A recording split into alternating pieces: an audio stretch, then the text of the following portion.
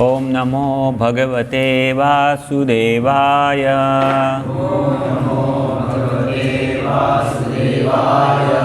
ओम नमो भगवते वासुदेवाय।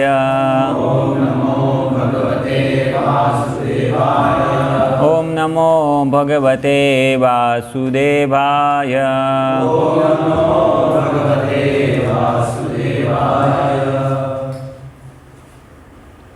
तो आज सुबह मध्याह्न समय में हमने जो कक्षा सुनी उधर मंदिर में, उसमें चर्चा का विषय था वैदिक भक्ति। वैदिक भक्ति की लायकात, योग्यता, जो कल जहाँ हमने समाप्त किया था तीसरे प्रकरण की शुरुआत में। तीसरा प्रकरण की शुरुआत वही थी।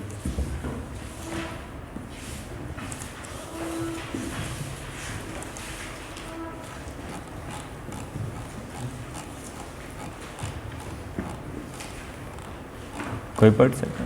पढ़िए प्रोग्राम। तीसरा प्रकरण की शुरुआत पढ़ी।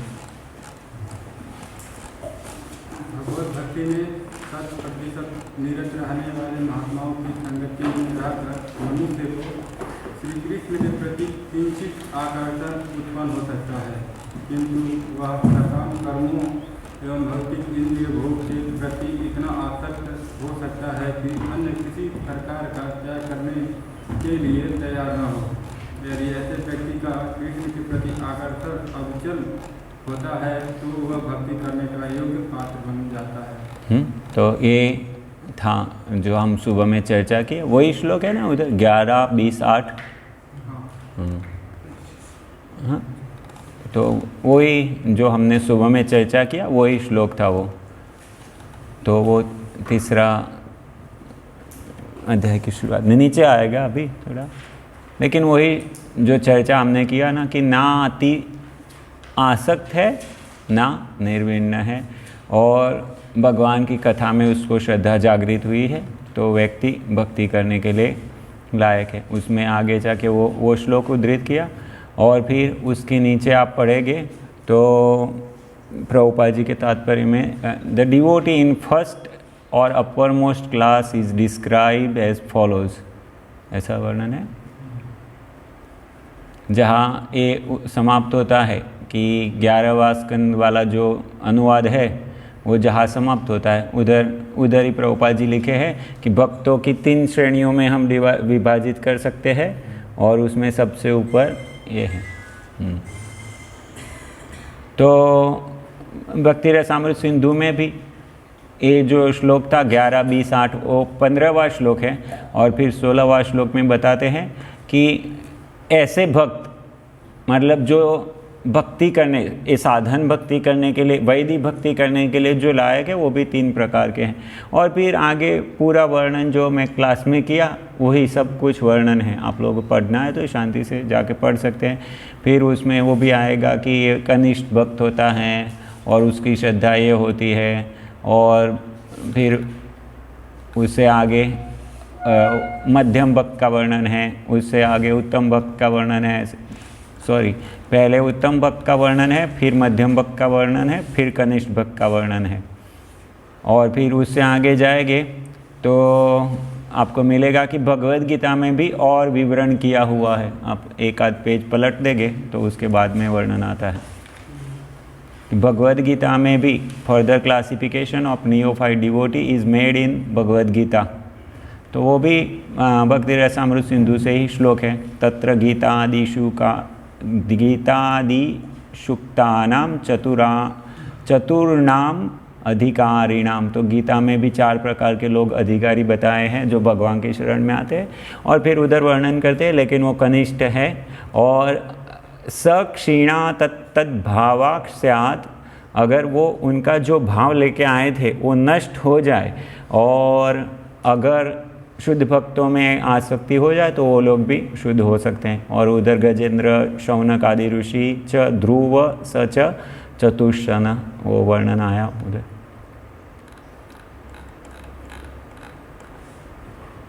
फिर बताया भुक्ति मुक्ति, ये 2 प्रकार की वांछाएं हैं जो हमने चर्चा किया था सुबह में भी। और फिर मैं बताया था लास्ट में, थोड़ा ही बताया लेकिन वो भी बताया था कि अगर कदाचित कोई भक्त की इच्छा नहीं होती है कोई मुक्ति प्राप्त करने की या कोई भोग प्राप्त करने की, लेकिन अगर कभी उसके कुछ ऐसी इच्छा हुई तो भगवान वो भी पूरी कर देते हैं। जैसे कि एक उदाहरण इसमें बताया है राजा चित्रकेतु का, जो इच्छा करते हैं गंधर्व लोग जाने की, और उधर जो लोग रहते हैं गंधर्व लोग गान करते हैं, तो उनके साथ भगवान का गान करने की इच्छा किया, तो भगवान ने उनकी इच्छा पूरी किया था।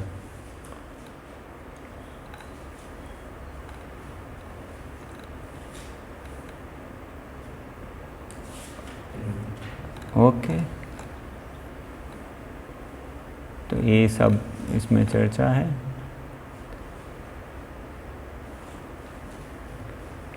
फिर आगे वर्णन आता है कि भक्तों को अभी मुक्ति की भी अभिलाषा नहीं रहती।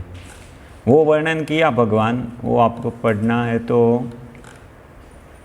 परफेक्ट।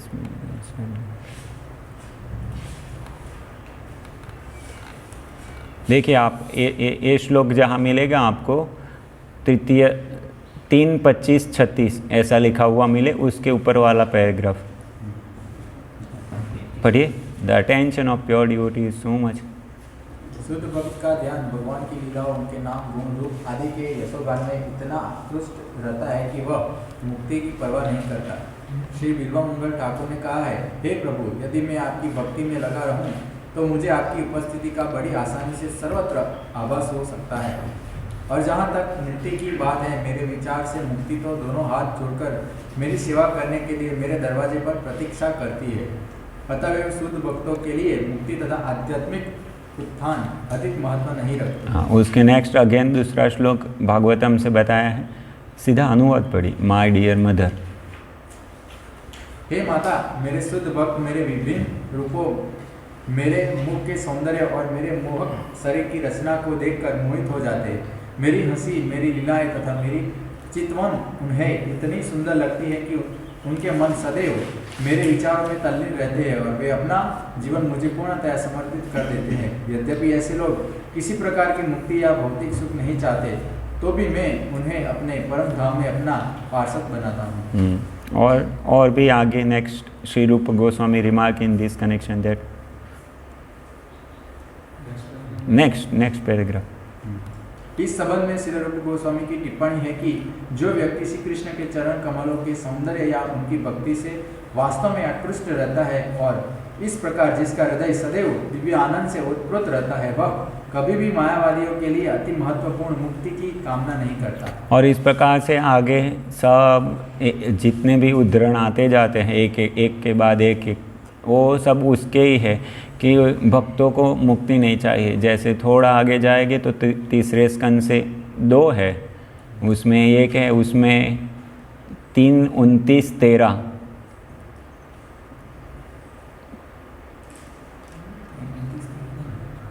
3, 29, 13 वो जो 34 है ना, उसके आगे ही वो कंटिन्यूएशन में है, वो दोनों साथ में है। वो एक ही जगह में दिया है लेकिन दूसरे का लिखा नहीं, वो दोनों साथ में है। इसमें आप पढ़ेंगे, देखिए वो पढ़िए, उसमें आपको मिल जाएगा। सालोक्य शास्त्री सामीप्य सारूप पढ़िए, वो 34 वाला, माय डियर मदर 34 है ना, उधर से आगे पढ़िए। हे माता, वे भक्त जिनके हृदय मेरे चरण कमलों की सेवा से सदा पूरित रहते हैं और जो मुझे प्रसन्न करने के लिए कुछ भी करने को तैयार रहते हैं, विशेषतः वे भाग्यशाली भक्तगण जो मेरे गुण, लीला तथा स्वरूप को समझने के लिए एकत्र होते हैं और सामूहिक रूप में मेरा यशोगान करके दिव्य आनंद की प्राप्ति करते हैं, कभी भी मुझसे तदाकार नहीं होना चाहते। तदाकार होने की बात दूर रही, यदि उन्हें मेरे धाम में मेरे जैसा पद, सालोक्य अथवा मेरे जैसा ऐश्वर्य, सृष्टि या मेरे ही स्वरूप सारूप्य का पार्षद बनने को कहा जाए तो वे इसे अस्वीकार कर देते हैं, क्योंकि वे मेरी भक्ति में रत रहकर ही संतुष्ट रहते हैं। तो इस प्रकार से वो 11वां स्कंद में 20वां अध्याय, उसमें भी इस प्रकार से वर्णन चलता है। और फिर अंतिम में भगवान बोलते हैं, कदाचित अगर कदा उनके मन में ऐसा विचार आया तो वो भी मैं पूरा कर देता हूँ। और इस प्रकार से भक्ति के भगवान बहुत गुणगान गाए।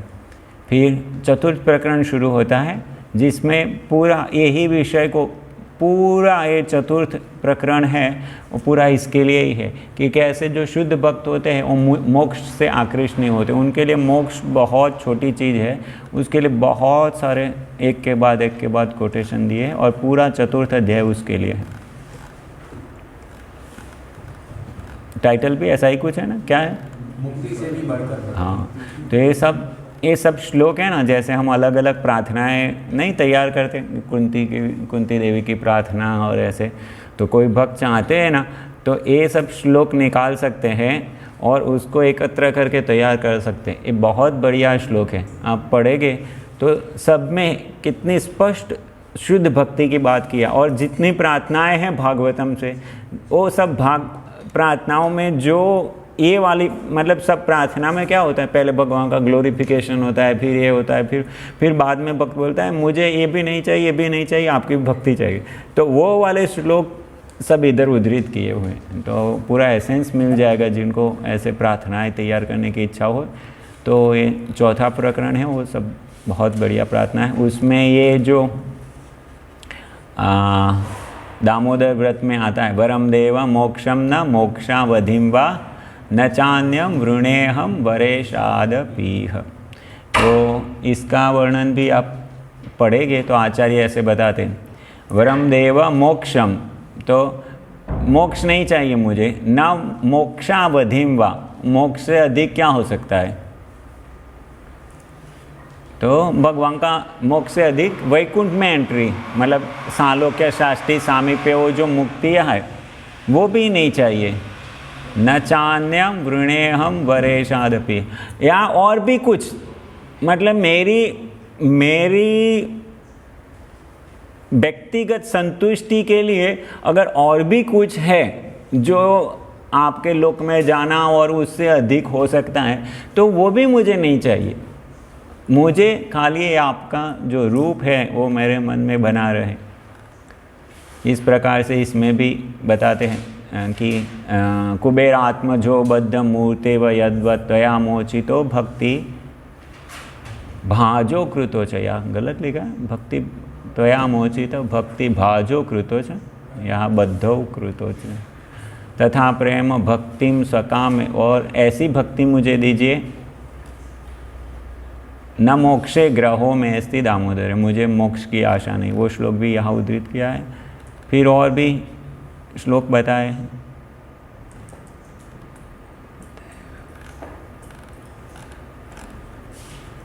फिर हनुमान जी का है, भवबंध छिद्देत्यस्य, क्या है, there is a well known verse spoken by Hanuman in which he says, my dear lord, if you like you can give me salvation from this material existence or the privilege of merging into your existence, but I do not wish any of these things. I do not want anything which diminishes my relationship with you as a servant to master even after liberation. तो मुझे ऐसी कोई वस्तु नहीं चाहिए जिससे हमारे संबंध नष्ट होता है। तो इस प्रकार से ये पूरा अध्याय मुक्ति के लिए बात किया है। और उसमें अंतिम आप लोग ये निकालिए, अंत में ये कोटेशन होगा, Srimad Bhagavatam 1st canto 7th chapter verse 10। वो अनुवाद है, आत्मा रामश्च मुनयो निर्ग्रंथाप्युरुक्रमे कुर्वन्ति अहेतु किम भक्तिम इत्थम भूत गुणो हरि, जो चैतन्य महाप्रभु वर्णन करते हैं और उसमें आत्मा राम को बहुत मतलब देते हैं। तो उसका अनुवाद है, पढ़ सकते हैं, पढ़िए हर्षेश में। इस श्लोक में कहा गया है कि भौतिक कर्म से पूर्णतया मुक्त लोग भी भगवान कृष्ण के दिव्य गुणों से आकृष्ट हो जाते हैं। इस श्लोक का तात्पर्य यह है कि मुक्तात्मा को भौतिक भोग की रंच मात्र भी इच्छा नहीं रहती। वह सभी प्रकार की भौतिक इच्छाओं से पूर्णतया मुक्त रहता है, तो भी वह भगवान की लीलाओं को सुनने एवं समझने की इच्छा से बलात् आकृष्ट होता है। अतएव हम इस निष्कर्ष पर पहुँचते हैं कि भगवान की महिमा तथा उनकी लीलाएं भौतिक नहीं है। अन्यथा आत्माराम कहे जाने वाले मुक्त पुरुष ऐसी लीलाओं के द्वारा आकृष्ट क्यों होते? इस श्लोक की यही विशेष बात है। ये श्लोक महाप्रभु बहुत अलग अलग तरह से वर्णन किया, कैसे इवन आत्माराम लोग होते हैं वो भी कृष्ण की लीलाओं से आकृष्ट हो जाते हैं। अभी यहाँ से थोड़ा ये जो ऊपर तक जो यहाँ तक जो भी विवरण चला वो यही विवरण था कि कैसे शुद्ध भक्त मुक्ति से भी नहीं आकृष्ट होते। तो हम चर्चा किया था ना, जो छोड़ दिया था आगे मोक्ष लघुताकृत की ज़्यादा चर्चा नहीं किया था, वो चर्चा इधर किया है। अभी उसमें एक प्रश्न था ना, श्यामकुंड प्रभु ने कल एक प्रश्न पूछा था मोक्ष लघुताकृत के संबंधित, किसी को याद है?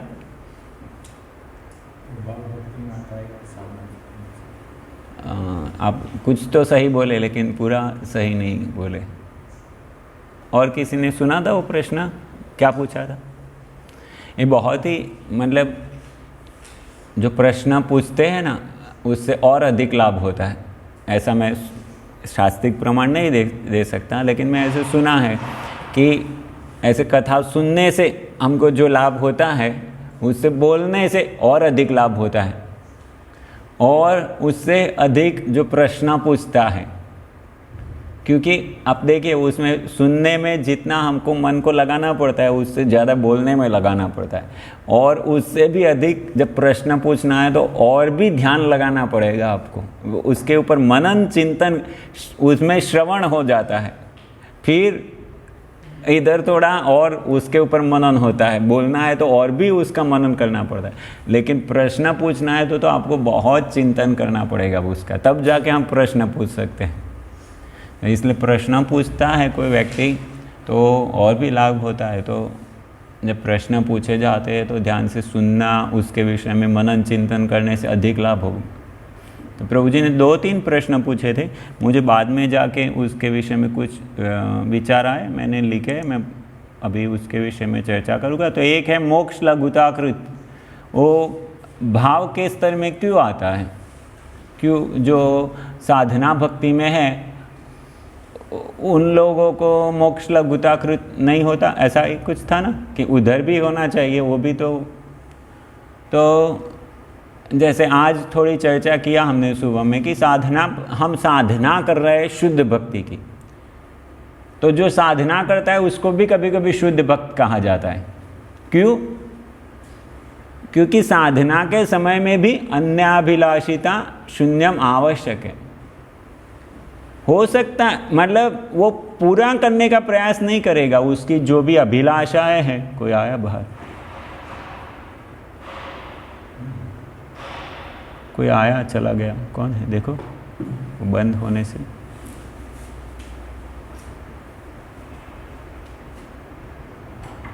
गए, देखो आगे।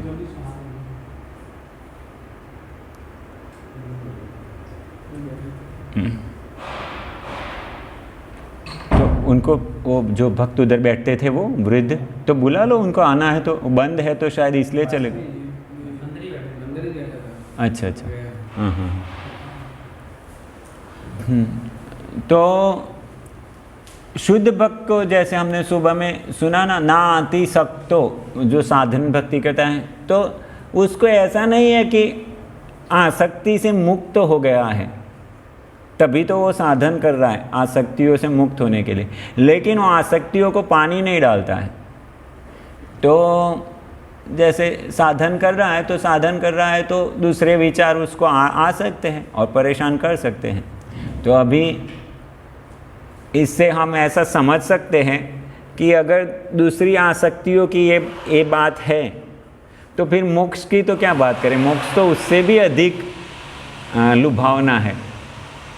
तो उस समय में उसको ऐसा लग सकता है कि मुझे मोक्ष की आकांक्षा नहीं है, लेकिन अगर हमको एक छोटा सा गुलाब जामुन आकर्षित कर देता है और हम बोले हमको मोक्ष की आशा नहीं है, तो हम समझ सकते हैं कि वो तो हम इसलिए बोल रहे हैं। जैसे मैं उदाहरण दिया ना, बच्चा बोले कि मुझे स्त्री से कोई आसक्ति नहीं, तो बच्चा को क्या पता स्त्री से आसक्ति क्या होती है। तो ऐसे, लेकिन हम समझ सकते हैं कि उसको दूसरी कितनी आसक्तियाँ है अभी भी, तो और वो गलत नहीं, अभी साधन भक्ति गलत तो है, लेकिन साधन भक्ति में वो होगा, रहेगा, इसलिए तो साधन कर रहा है, तो साधन करने से वो शुद्ध हो जाएगा।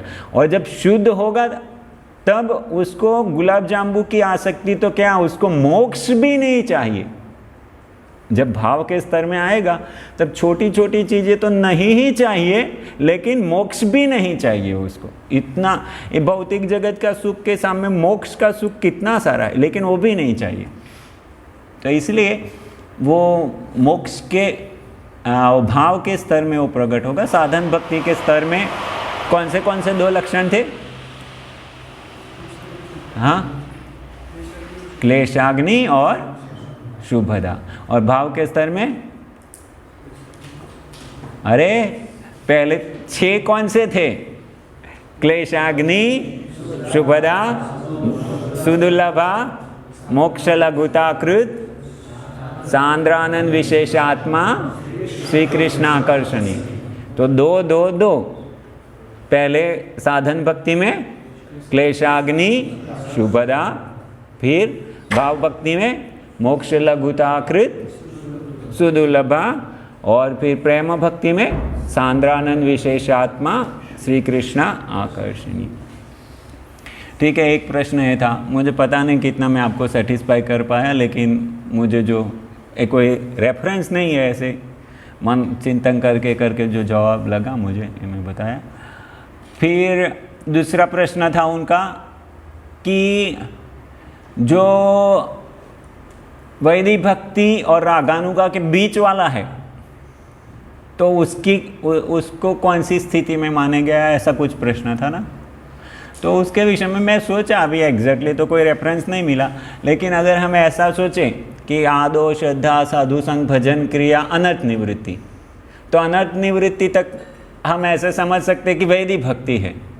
और फिर आगे देखेंगे तो रुचि, आसक्ति, भाव, तो रुचि से रुचि आना शुरू हुआ, तब से हम ऐसा समझ सकते हैं कि वो रागानुगा वाले, अभी भाव में नहीं पहुंचा, लेकिन रुचि आसक्ति, रुचि और आसक्ति वो दोनों स्टेज रागानुगा वाले ऐसे समझे। तो एक रागानुगा वाले स्टेज हो गए और एक वैदिक भक्ति वाले हो गए। तो निष्ठा ऐसा स्तर है जिसमें दोनों के बीच वाला है। अभी रुचि चालू नहीं हुई उसकी, लेकिन अनर्थ निवृत्ति भी हो गई है। तो वो जो आप बोले कि बीच वाला है, तो ऐसा तो नहीं होगा ओवरनाइट कल से रागानुगा स्तर में चला गया, ऐसा तो नहीं होगा, लेकिन एक मोटा मोटा निष्ठा वाला स्तर, उसमें भी अगर अभी कोई बोले कि वो निष्ठा के स्तर में पहुंच गया, इसलिए अभी उसका साधु संग और श्रद्धा उससे पास हो गया, ऐसा नहीं है। उसमें जैसे जैसे अभी श्रद्धा से साधु संग में आ गया, तो क्या श्रद्धा का पूरा हो गया काम? अभी श्रद्धा को कुछ नहीं करना है, नहीं, साधु संग में श्रद्धा बढ़ती जाती है। फिर जब भजन क्रिया के स्तर में जाता है तो अभी साधु संग नहीं करना है, नहीं, और साधु संग करता है।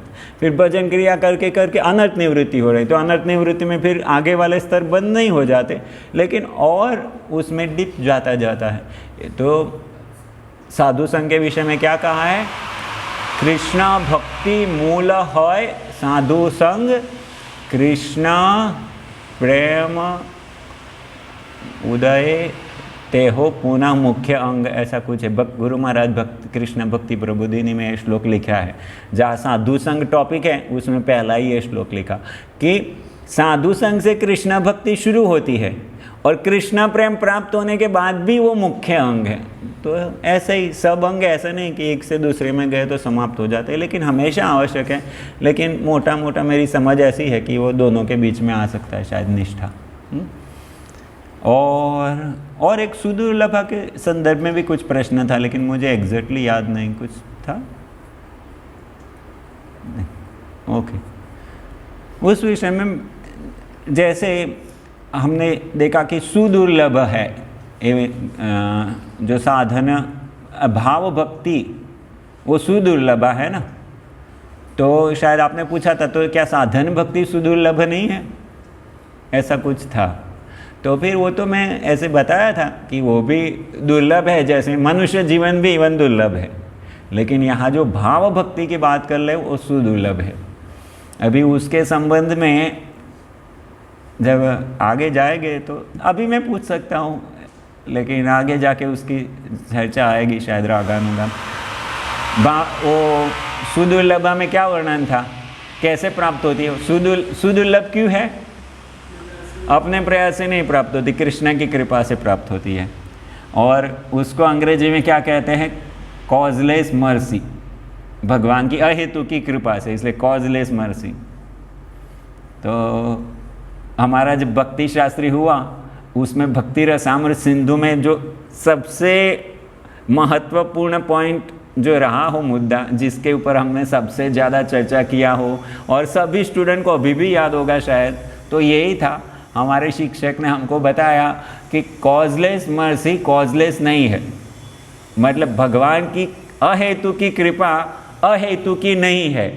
तभी इसके ऊपर चर्चा, तो अभी और फिर वो चर्चा इतनी किया हमने, इतनी किया, तो अरे बाप रे, जो भक्ति शास्त्री में नहीं थे वो भी उसमें लग गए। तो अभी आपको लग रहा है सिंपल सा स्टेटमेंट है, लेकिन मैं थोड़ा आपको डिस्टर्ब करता हूँ। तो अहेतु की कृपा मतलब उसका कोई कारण, बिना कारण के कृपा करते हैं भगवान, ठीक है।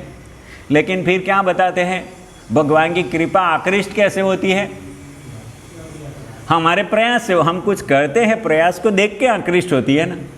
तो फिर तो कारण हो गया कि नहीं हो गया, कि हमने प्रयास किया इसलिए भगवान की कृपा आकृष्ट हुई।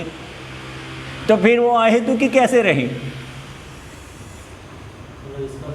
मानदंड नहीं है, इतना सा करेंगे तो कृपा करेंगे ऐसा। हाँ, लेकिन कारण तो कुछ कारण है, कोई भी है ऐसा जो बिना कारण से भगवान ने कृपा कर दिया हो? जगाई मदाई पर कृपा किया, क्यों किया? नित्यानंद प्रभु के बोला इनके ऊपर कृपा करो ऐसा। हाँ, एक उदाहरण मैंने अभी जब सोचा तो मुझे एक उदाहरण याद आया ऐसा। लेकिन अगर ऐसे डीप में ना जाए तो इन जनरल इसमें कुछ जो मोटा मोटा समझाना चाहते हैं आप लोग चर्चा कीजिए, विचारिए, बाद में जब आएगा फिर से हम चर्चा करेंगे कि ये अहेतु की कृपा है, अहेतु की है कि हेतु, उसके पीछे भी हेतु है कि भगवान कृपा करते हैं कि इसके ऊपर तो कुछ देख के कृपा करते हैं, उसका कुछ उसका प्रयास आवश्यक है कि नहीं है। तो ये है अहेतु की कृपा। तो अहेतु की कृपा होती है तभी वो भाव भक्ति प्राप्त होती है, इसलिए उसको बोले सुदुर्लभ। हाँ, भक्ति जो है किसी हेतु के बिना किसी भी जीव के ऊपर दया करते हैं, मतलब ऐसे ही वो भगवान पहले तो भक्ति है जो ठीक है। तो वो आप सब चर्चा कीजिए, क्योंकि आप दूसरा किसी को बोलिएगा वो बताएगा आपको कि उसमें भी कुछ कारण है ना, ऐसा कोई बताएगा। तो आप लोग चर्चा कीजिए, हम आगे फिर से आएगा तब मुझे, अगर मैं भूल जाऊँ तो आप याद कराइएगा, मैं बताऊँगा उसके विषय। अभी क्या करते हैं, अभी इसको छोड़ देते हैं क्योंकि आगे बढ़ना है हमको। आप लोग चर्चा कीजिएगा बाद में थोड़ा। हाँ, और जो सुबह में वैदिक भक्ति के विषय में हमने चर्चा किया, तो आपको पता है कल हमने कहाँ पूरा किया था सत्र? कल अंतिम क्या था? कल क्या पढ़ रहे थे लास्ट में? दूसरे अध्याय के दूसरे प्रकरण के लास्ट में क्या पढ़ रहे थे हम?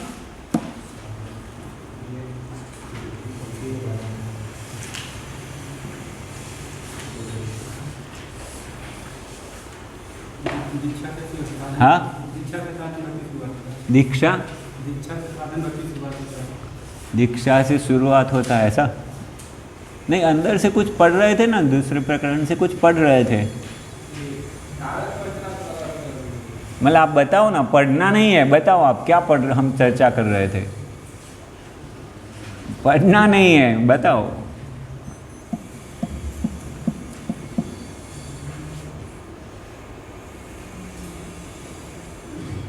कृष्ण भक्ति किसको करनी चाहिए, ऐसी कुछ चर्चा कर रहे थे। सबको करनी चाहिए ऐसा वर्णन पढ़ रहे थे ना हम। फिर ब्राह्मण हो, वैश्य हो, शूद्र हो, सबको कृष्ण भक्ति करनी चाहिए, वो वर्णन पढ़ रहे थे ना। तो आज सुबह के क्लास में ये प्रश्न होना चाहिए था कि प्रभु जी कल तो हमने पढ़ा कि सबको कृष्ण भक्ति करनी चाहिए, तो फिर योग्यता की बात क्यों आई? अगर सबको ही करनी है तो फिर अधिकारी की बात क्यों आई कि कौन अधिकारी है उसके लिए? पहले क्या बताया उसमें कि सबको करनी चाहिए, बताया ना पूरा, कितने सारे श्लोक बताए थे कि सबको कृष्ण भक्ति करनी चाहिए। तो फिर तीसरे अध्याय में शुरुआत में क्या बताया, ये व्यक्ति अधिकारी है भक्ति करने के लिए। तो फिर ऐसा क्यों?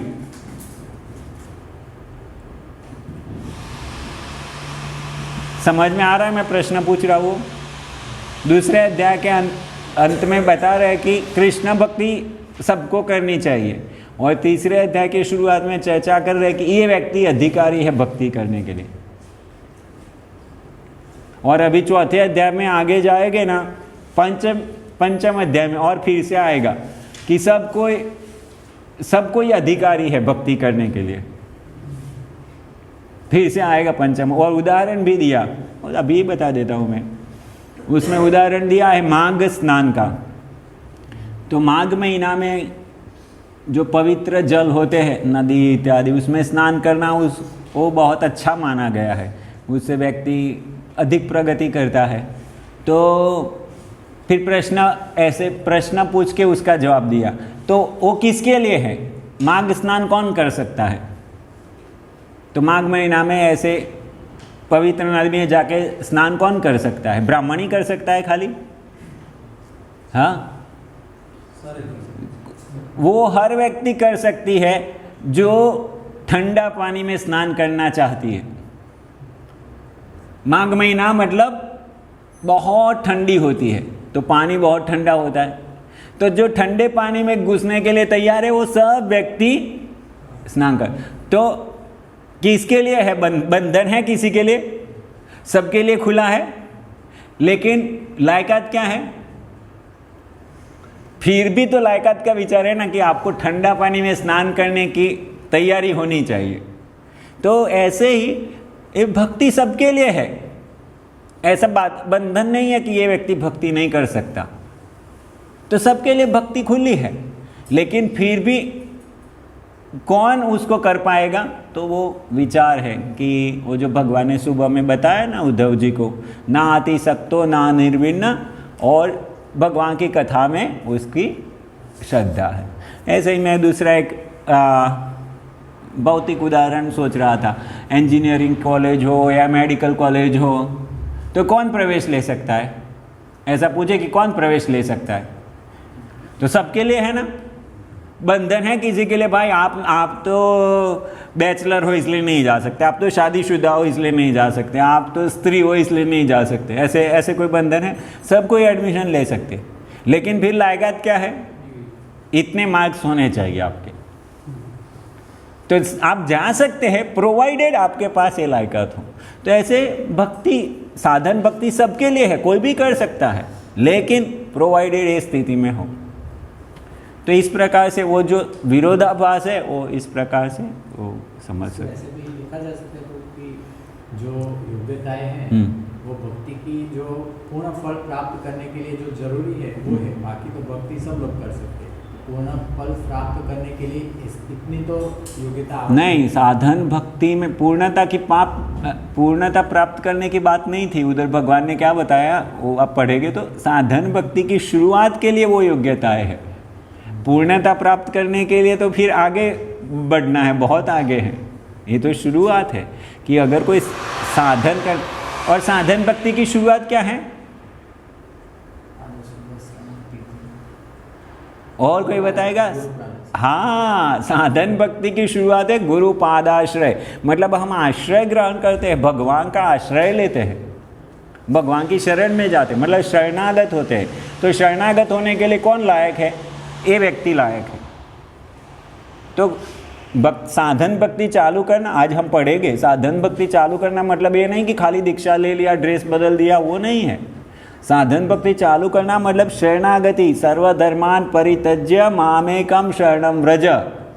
बस कृष्ण हमारे स्वामी है और किसी के पास हम नहीं जाएंगे। ये साधन भक्ति की शुरुआत है, एंड नहीं है। सर्वधर्मान परित्यज्य शुरुआत है साधन भक्ति की। उसमें दूसरे विचार आ सकते हैं, दूसरी आसक्तियाँ हो सकती है, वो सब कुछ हो सकता है, लेकिन नहीं। रामचंद्र भगवान क्या बताते हैं रामायण में? सकृद, जोर से बोले। से अभयम सर्वदा तस्मै ददामि एतद्व्रतम्। तो रामचंद्र भगवान बताते हैं कोई एक बार ऐसा बोल दे कि हे भगवान मैं आपका हूँ तो मैं उसको अभय दान दे देता हूँ। जब वो विभीषण उनके पास आते हैं तो भगवान उसी संदर्भ में बताते हैं। तो ये शुरुआत है, भगवान की सेवा करने के लिए शुरुआत है शरणागति। तो उसके नीचे भी है, उसके नीचे भी भक्ति के स्तर है, लेकिन वो मिश्र भक्ति है। हम जब साधन भक्ति बात कर रहे हैं तो शुद्ध भक्ति की साधन भक्ति, शुद्ध भक्ति की साधन भक्ति, शुद्ध कृष्ण प्रेम प्राप्त करने के लिए जो साधन है वो। फिर दूसरा सब प्राप्त करने के लिए तो नीचे है मिश्र भक्ति। तो उसमें तो वो तो आवश्यक है, भक्ति तो सबको करनी पड़ेगी। जिसको भोग चाहिए, जिसको मुक्ति चाहिए, सबको भक्ति तो करनी पड़ेगी। भक्ति के बिना ना भोग मिलेगा ना मुक्ति मिलेगी। जैसे कर्मकांड करते हैं, कर्मकांड में भी शालिग्राम पूजा, विष्णु पूजा आवश्यक होती है, उसके बिना उनका कर्मकांड भी सफल नहीं होगा। ऐसे मुक्ति में भी विष्णु की पूजा, ध्यान, आराधना सब आवश्यक है, अदरवाइज उनको मुक्ति भी नहीं मिलेगी। लेकिन वो सब मिश्र है, उससे ऊपर जाना है। यस, आज का जो श्लोक है ना वो भागवत में हाँ इसके से हाँ फिर प्रश्न है कि अगर कोई बहुत ज़्यादा आसक्त है हाँ या फिर बहुत ज़्यादा फ्रस्ट्रेटेड है हाँ, तो क्या वो साधन भक्ति नहीं कर सकता? भगवान उधर बहुत ज़्यादा आसक्त और बहुत ज़्यादा फ्रस्ट्रेटेड उसकी व्याख्या में समझाया ना, उसका मतलब क्या है। उसको हमारी तरफ से नहीं लेना चाहिए कि ये अति आसक्त में आ गए। भगवान बताए कि अति आसक्त का मतलब क्या है, भुक्ति वाला। उसको मुझे ये चाहिए, मैं भक्ति करूँगा क्योंकि मुझे ये चाहिए, उसको अति आसक्ति में गिना। मैं मंदिर गजेंद्र का बताया ना, मुझे ये दुख है इसलिए मैं भगवान की सेवा कर रहा हूँ, तो वो अति आसक्ति में गिना। मुझे ये पैसे चाहिए इसलिए मैं भगवान की पूजा करूँगा, तो वो अति आसक्ति में गिना। और निर्विण्ण में मुझे मोक्ष चाहिए इसलिए मैं भगवान की पूजा करूँगा, तो वो निर्विण्ण वाले में। तो हमारी तरफ से उसको भगवान में श्रद्धा, यही तो बात है कि वो भगवान में श्रद्धा हो गई, लेकिन उसके मन में आसक्ति हो सकती है, लेकिन वो आसक्ति को पानी नहीं डालता। अगर पानी डालता है तो फिर वो अति आसक्ति में आ जाएगा। मतलब मैं भक्ति कर रहा हूँ, किस लिए कर रहा हूँ, मेरी भौतिक इच्छाएं पूरी हो जाए, तो फिर आप उसमें आ गए कि आप भक्ति किस लिए कर रहे हैं। आपकी तो आपका तो गोल ही अलग है। आप भक्ति में आए इसलिए कि आपकी ये इच्छाएं पूरी हो, तो फिर वो अति आसक्ति में आ जाएगा। वो शुद्ध भक्ति की उसमें नहीं आएगा। शुद्ध भक्ति में हो सकता है उसको आसक्ति हो, लेकिन वो उसको पानी नहीं डालेगा, कल्टीवेट नहीं करेगा, अनुशीलन नहीं, उसको बढ़ाएगा नहीं, वो प्राइमरी क्वालिफिकेशन। और किसी को सुबह की कक्षा से कोई प्रश्न? वो 4 चतुर्विधा भजन्ते माम, वो स्पष्ट हो गया कि 4 प्रकार के, वो भी अगर भक्तों का संग होता है तो शुद्ध भक्ति में परिवर्तित हो जाते हैं। मिश्रित से साधन भक्ति में आने के लिए क्या चाहिए? अगर मिश्रित भक्त है तो उसके लिए 2 रास्ते हैं, और अगर वो उस मार्ग में है, कर्म और ज्ञान मार्ग में, तो उसके लिए तो एक मार्ग है कि शुद्ध भक्तों का संग चाहिए। लेकिन अगर मिश्रित भक्त है तो इवन वो करने से भी वो आगे जा सकता है, क्योंकि भक्ति कर रहा है तो ऑलरेडी, भले ही मिश्र कर रहा हूँ लेकिन भक्तों का संग में तो होगा ही। तो वो प्रैक्टिस करने से वो धीरे धीरे शुद्ध हो जाएगा और फिर वो आगे बढ़ सकता है। जैसे मैं उदाहरण दिया था ना, संडे को इस्कॉन आता है और फिर तो वो 2 ऑप्शन हो सकते हैं। उसकी इच्छा पूरी होने से ये बाजू जा सकता है, ये बाजू जा सकता है। तो मिश्र में से आगे बढ़ने के ये 2 तरीके।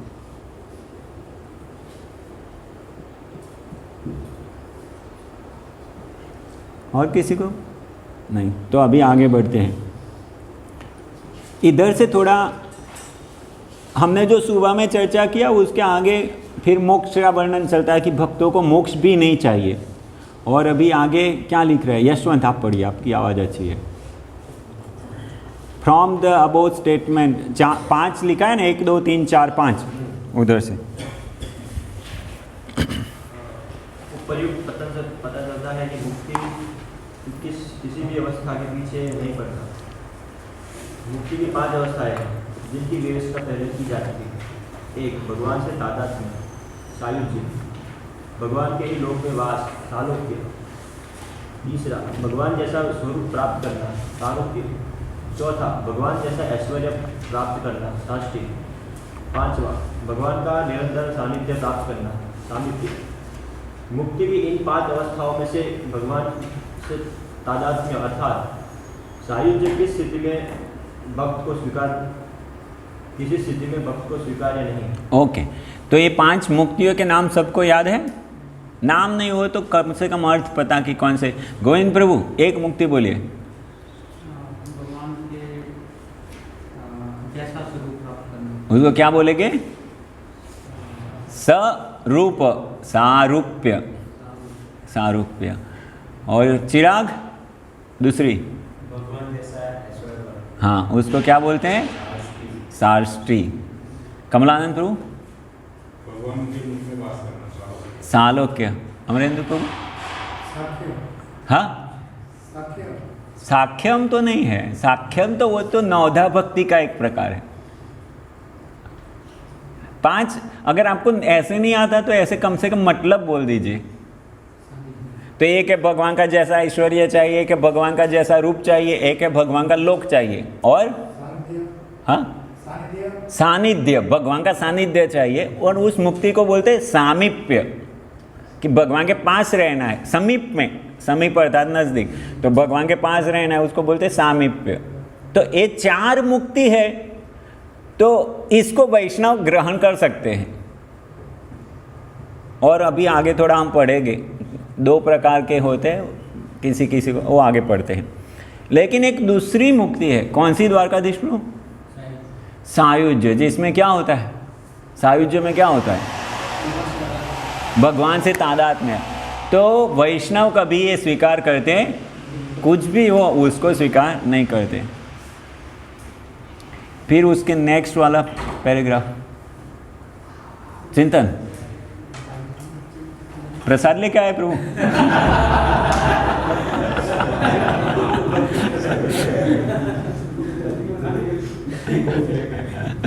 हाँ, 4 प्रकार की इन मुक्त अवस्थाओं को प्राप्त मनुष्य को भी जीवन की विभिन्न अवस्थाओं से होकर गुजरना पड़ सकता है।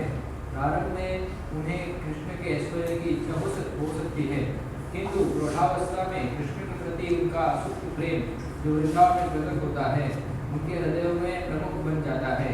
फलतः शुद्ध भक्त सायुज्य पूरी कभी भी स्वीकार नहीं करते, भले ही कभी कभी वे अन्य 4 मुक्त अवस्थाओं को अनुकूल क्यों न माने।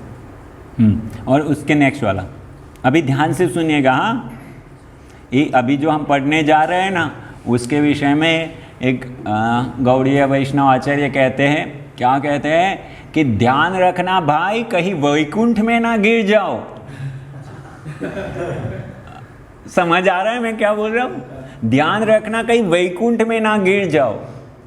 मतलब हमको तो गोलोक ही चाहिए और कुछ नहीं चाहिए। तो इतना हमारा जो चैतन्य महाप्रभु देने आए वो देने आए थे। हालांकि हमने चर्चा किया ना, कृष्णानुशीलनम अर्थात भगवान और भगवान के सभी रूप, वो सब शुद्ध भक्ति है। वो आगे हम वही चर्चा करने वाले, वो सब शुद्ध भक्ति है। लेकिन जो चैतन्य महाप्रभु प्रचार किया और जो दे रहे थे, बांट रहे थे कृष्ण प्रेम, तो उसकी कुछ विशेषता है। हाँ, एक समान होने पर भी कुछ विशेषता है, तो वही अभी चर्चा करने जाने वाले हैं। इसलिए देखिए, ये थोड़ी ऊंचे रस की बात है, इसलिए मैं भी जितना मेरा अनुभव है उतना ही बोलूँगा, ज़्यादा इसमें प्रश्न नहीं कीजिए। क्योंकि ये रस का विचार है। अभी भगवान रामचंद्र और भगवान कृष्ण, उसमें उनमें क्या अंतर है मैं क्या से बताऊँ भाई, मेरे लिए दोनों भगवान हैं। अभी ना मुझे वो रस का उतना अनुभव है, कुछ अनुभव नहीं है। तो अभी हमारे लिए सब दोनों भगवान है, और रामचंद्र भगवान की भी भक्ति और कृष्ण भगवान की भी भक्ति। लेकिन इतना हमको स्पष्ट होना चाहिए कि तत्व विचार से दोनों समान है, दोनों ही विष्णु तत्व है। लेकिन रस विचार से देखें तो उसमें घनिष्ठता ज़्यादा है, कृष्ण के साथ घनिष्ठता ज़्यादा है। थोड़ी चर्चा करेंगे उसके विषय में, मैं बताता हूँ। पढ़ो आगे। भगवान के विभिन्न प्रकार के भक्तों में से जो भक्त कृष्ण के मूल रूप अर्थात वृंदावन विहारी के प्रति आकृष्ट होता है वह अग्रणी अर्थात प्रथम श्रेणी का भक्त माना जाता है। ऐसा भक्त न तो वैकुंठ के ऐश्वर्य से नहीं कृष्ण की राजधानी द्वारका के ऐश्वर्य से आकृष्ट होता है। ओके, तो यहाँ पर एक श्लोक आता है, इसमें एक लाइन है, आप लोगों को लिखना है तो लिखिए, और कभी कहीं सुनने मिल सकता है। मुझे सबसे पहले ये सुनने मिला था सव्यसाची प्रभु जब भगवद गीता के हमारे सीरीज़ लिया उधर नंदग्राम में, तब ये अभी जो मैं शब्द बोलने जा रहा उधर सुनने मिला था। और शायद वो श्री विश्वनाथ चक्रवर्ती ठाकुर अपनी टीका में उदाहरण देते हैं भगवद गीता की, कि दो प्रकार के भक्त होते हैं। एक होते हैं सुख ऐश्वर्य उत्तर, सुख ऐश्वर्य उत्तर, और दूसरे होते हैं प्रेम सेवो उत्तर।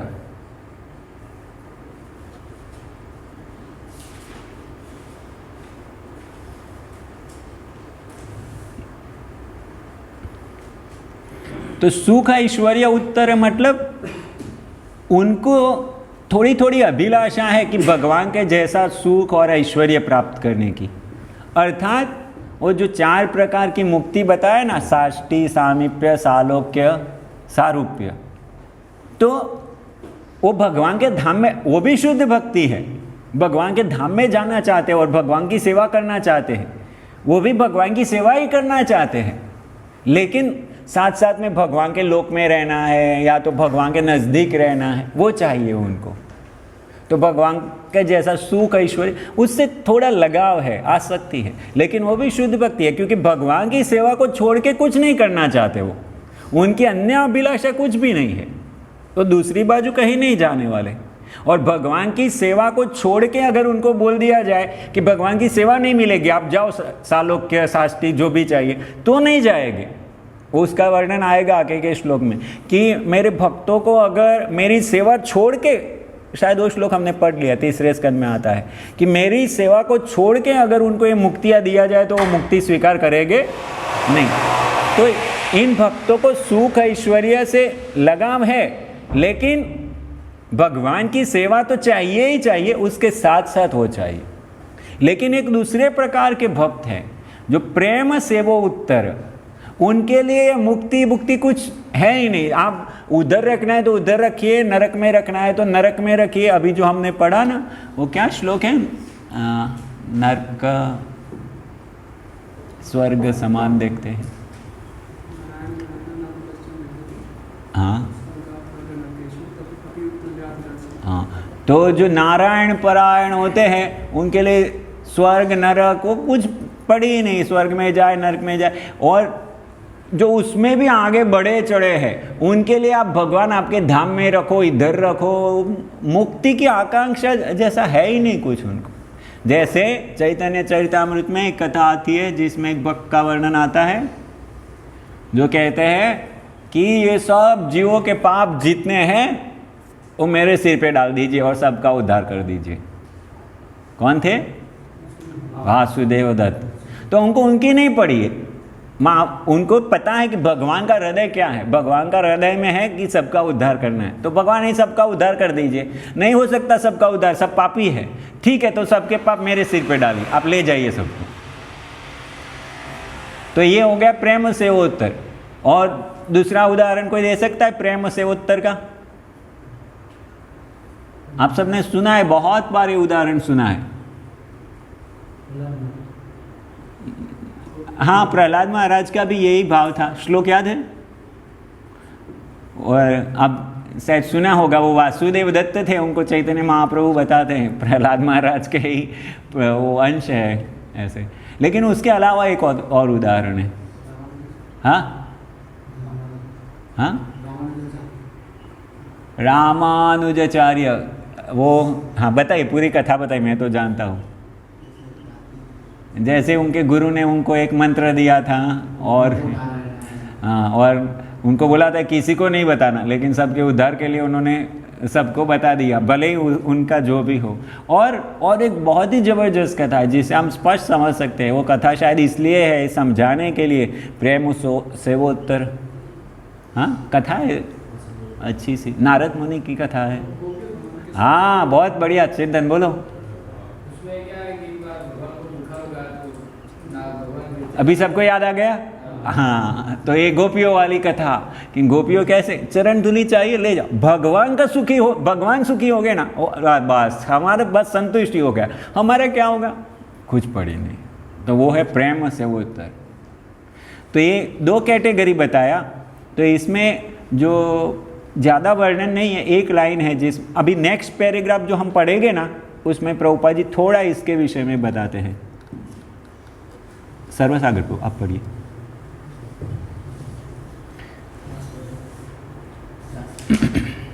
So those who are in fall liberated state, चार प्रकार की इन मुक्त अवस्थाओं को प्राप्त मनुष्यों को भी जीवन की विभिन्न अवस्थाओं से होकर गुजरना पड़ सकता है। प्रारंभ में उन्हें कृष्ण के ऐश्वर्य की इच्छा हो सकती है, किंतु प्रौढ़ अवस्था में कृष्ण के प्रति उनका सुप्त प्रेम जो वृंदावन में प्रकट होता है, उनके हृदयों में प्रमुख बन जाता है। फलतः शुद्ध भक्त सायुज्य मुक्ति कभी भी स्वीकार नहीं करते, भले ही कभी कभी वे अन्य चार मुक्त अवस्थाओं को अनुकूल क्यों न मान ले। तो वो जो समझा रहे हैं ना प्रभुपाद जी, वो भक्ति रसामृत सिंधु में इस प्रकार से उसका विवरण है। सुख ऐश्वर्य उत्तर, प्रेम से वो उत्तर। तो वो वैकुंठ अभिलाषी भी होते हैं, लेकिन साथ साथ में ये भी अभिलाषा होती है। और उधर जाने के बाद भी कभी कभी ऐसा होता है कि उनका मन बदल जाता है और उससे भी आगे चले जाते हैं, वैकुंठ से भी भगवत धाम जाते हैं। फिर नेक्स्ट वाला भी पढ़ो। भगवान के विभिन्न प्रकार के भक्तों में से जो भक्त कृष्ण के मूल रूप अर्थात वृंदावन विहार के प्रति आकृष्ट होता है, वह अग्रणी अर्थात प्रथम श्रेणी का भक्त माना जाता है। ऐसा भक्त न तो वैकुंठ के ऐश्वर्य से, न ही कृष्ण की राजधानी द्वारका के ऐश्वर्य से आकृष्ट होता है। श्रील रूप गोस्वामी इस निष्कर्ष पर पहुंचते हैं कि गोकुल या वृंदावन में भगवान की लीलाओं द्वारा आकृष्ट होने वाले भक्तगण सर्वश्रेष्ठ है। ओके, और नेक्स्ट अभी हरीश प्रभु आप पढ़िए। भगवान के किसी विशेष रूप के प्रति अनुरक्त भक्त अन्य रूपों के प्रति आकृष्ट नहीं होना चाहता। उदाहरणार्थ भगवान रामचंद्र के भक्त हनुमान को ज्ञात था कि भगवान रामचंद्र तथा भगवान नारायण में कोई अंतर नहीं है, तो भी वे केवल भगवान रामचंद्र की सेवा में लगे रहना चाहते थे। ऐसा भक्त विशेष द्वारा विशिष्ट आकर्षण के कारण है।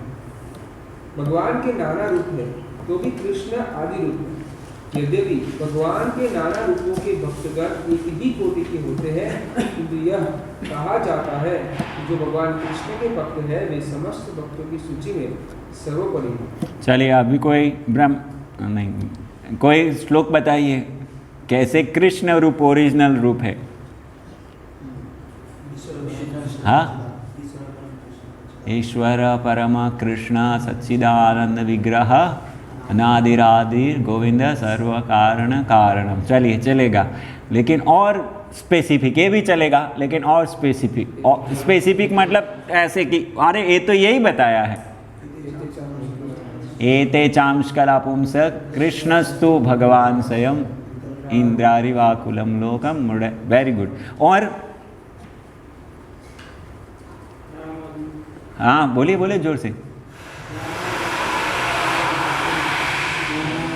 मकरोद भुवनेषु किंतु कृष्ण स्वयं संभवत परम पुमान्यो गोविंदम आदि पुरुषम तमाम।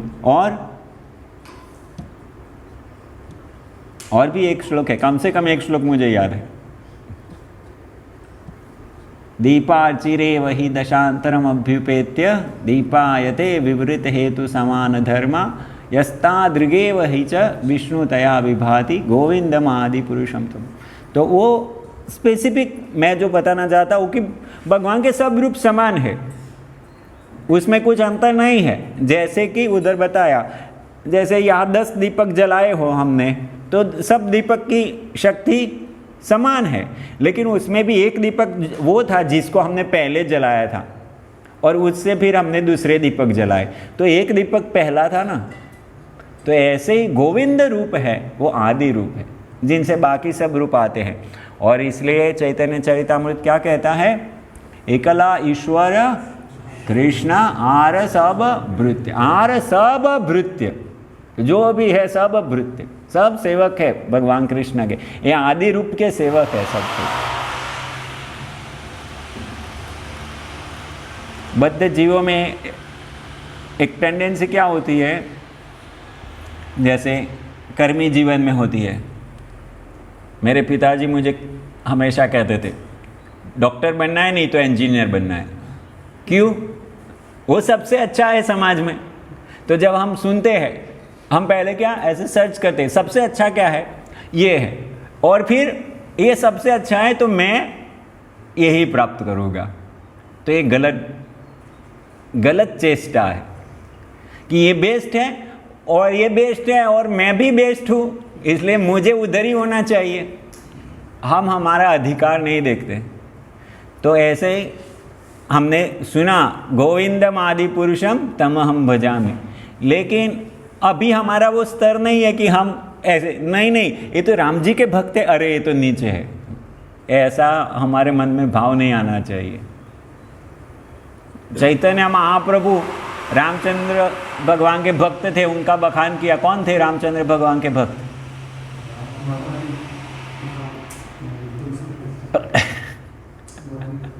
और कोई? जय गौरांग प्रभु। राम जी के भक्त है जिसको चैतन्य महाप्रभु ने बहुत बखान किया। हाँ, 2 भक्त थे, मां से थे, लेकिन मुकुंद नहीं, मुरारी गुप्त, वो हनुमान जी के अंश थे। और दूसरे भक्त है, उनका विवरण, उनकी तो लंबी कथा चलती है। अनुपम उनका भाई। तो क्या होता है, वो अनुपम उनका भाई थे, तो वो 2 भाई कृष्ण भक्त थे, एक भाई राम भक्त थे। तो एक दिन वो दो भाई क्या कहते हैं, अरे देखो हम दोनों कृष्ण भक्ति करते हैं, तुम राम भक्ति करते हो, तुम भी कृष्ण भक्ति करो ना, तो हम तीनों साथ में मिल के करेंगे। तो अनुपम का मन ऐसा होता है, ठीक है चलो आप दे दो, मुझे कृष्ण मंत्र दे दो, मैं भी कृष्ण भक्ति करूँगा। तो फिर कृष्ण मंत्र दे दिया। तो अभी जाते हैं, रात को सोते हैं, रात को नींद ही नहीं आती। अरे कैसे मैं करूँगा कृष्ण भक्ति, मैं मेरे राम जी को कैसे छोड़ूंगा? ये विचार उनके दिमाग में घुसता ही नहीं कि मैं राम जी को कैसे छोड़ सकता हूँ। तो दूसरे दिन सुबह में उनको बोलते हैं कि कृपया मुझे माफ़ कर दो। हाँ भाई, ये जो सिर है मेरा, वो मैंने राम जी के चरणों में समर्पित कर दिया है, अभी उधर से उधर उसको मैं नहीं निकाल पाऊँगा। तो आप ठीक है, आप मुझे बोले, लेकिन मैं उसको कर पाऊँगा नहीं। तो फिर वो दोनों भाई उनका बहुत गुणगान गाते हैं कि आपकी भक्ति शुद्ध भक्ति है, आप पूरा शरणागत हो राम जी को। ऐसा नहीं कहा अरे तुम नीचे लेवल के हो, तुम ए लेवल में नहीं, ऐसा नहीं कहा। तो ऐसे ही फिर वो श्लोक शायद हनुमान जी बोलते हैं ना, जानकी नाथे श्रीनाथे, ऐसे करके एक श्लोक है जिसमें बताते हैं कि हनुमान जी बोलते हैं कि मुझे पता है कि जानकी नाथ मतलब सीता मैया के जो स्वामी है, और श्रीनाथ मतलब लक्ष्मी के, जो हमने अभी अनुवाद पढ़ा उसका, कि उसमें अंतर नहीं, दोनों सेम है, लेकिन फिर भी मेरा मन तो जानकी नाथ रामचंद्र भगवान में ही लगा है, मैं उनको छोड़ सकता नहीं। तो इसलिए साधक अवस्था में हमारे सब कार्य नहीं है कि हम ऐसे भेद करके देखें। हमारे लिए जहाँ पर भी भगवान के अवतार है, भगवान के रूप है, पूरा भक्ति भाव से, और हम भले ही कृष्ण रूप की पूजा करते हैं, लेकिन कोई रामचंद्र भगवान के रूप की पूजा कर रहा है, वो भी हमारे लिए उतना ही पूजनीय है, उतना ही सेवा के योग्य है। कोई देवी देवता का पूजक है, उसका संग नहीं करेगी, लेकिन कोई भी विष्णु भक्त है तो उतना ही। जब आगे जाते हैं, जब आगे की भक्ति में जाते हैं और ज़्यादा हम स्पेसिफिक फिर रागानुगा और उसमें जाते हैं, फिर बाद में उनके लिए अलग शिक्षा, अलग नियम होते हैं, तो हम देखेंगे शायद आगे।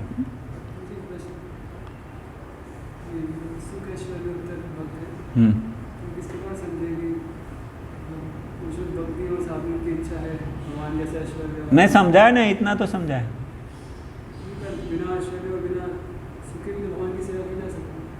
हाँ की जा सकती है, हाँ, लेकिन अभी है ऐसे भक्त, हम क्या कर रहे हैं, ऐसे भक्त हैं।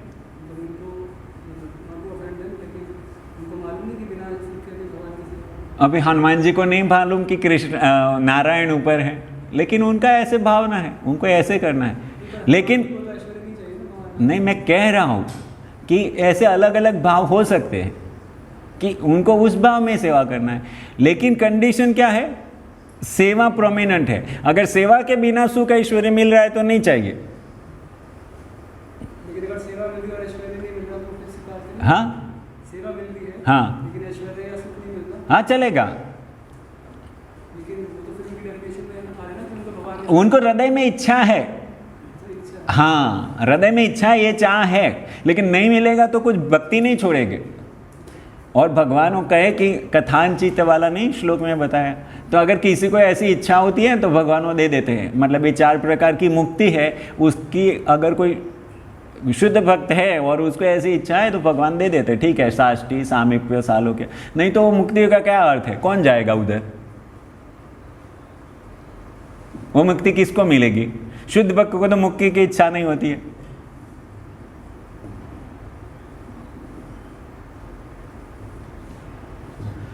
उसमें वो ये वर्णन है, और सव्यसाची प्रभु भी ये बताए। तो ऐसे भक्त होते हैं सुख ऐश्वर्य वाले, जो जिनके लिए मेन प्रोमिनेंट है भगवान की सेवा, लेकिन साथ साथ में ये भी इच्छा है कि अगर भगवान के लोक में रहने के लिए मिल जाए तो अच्छा।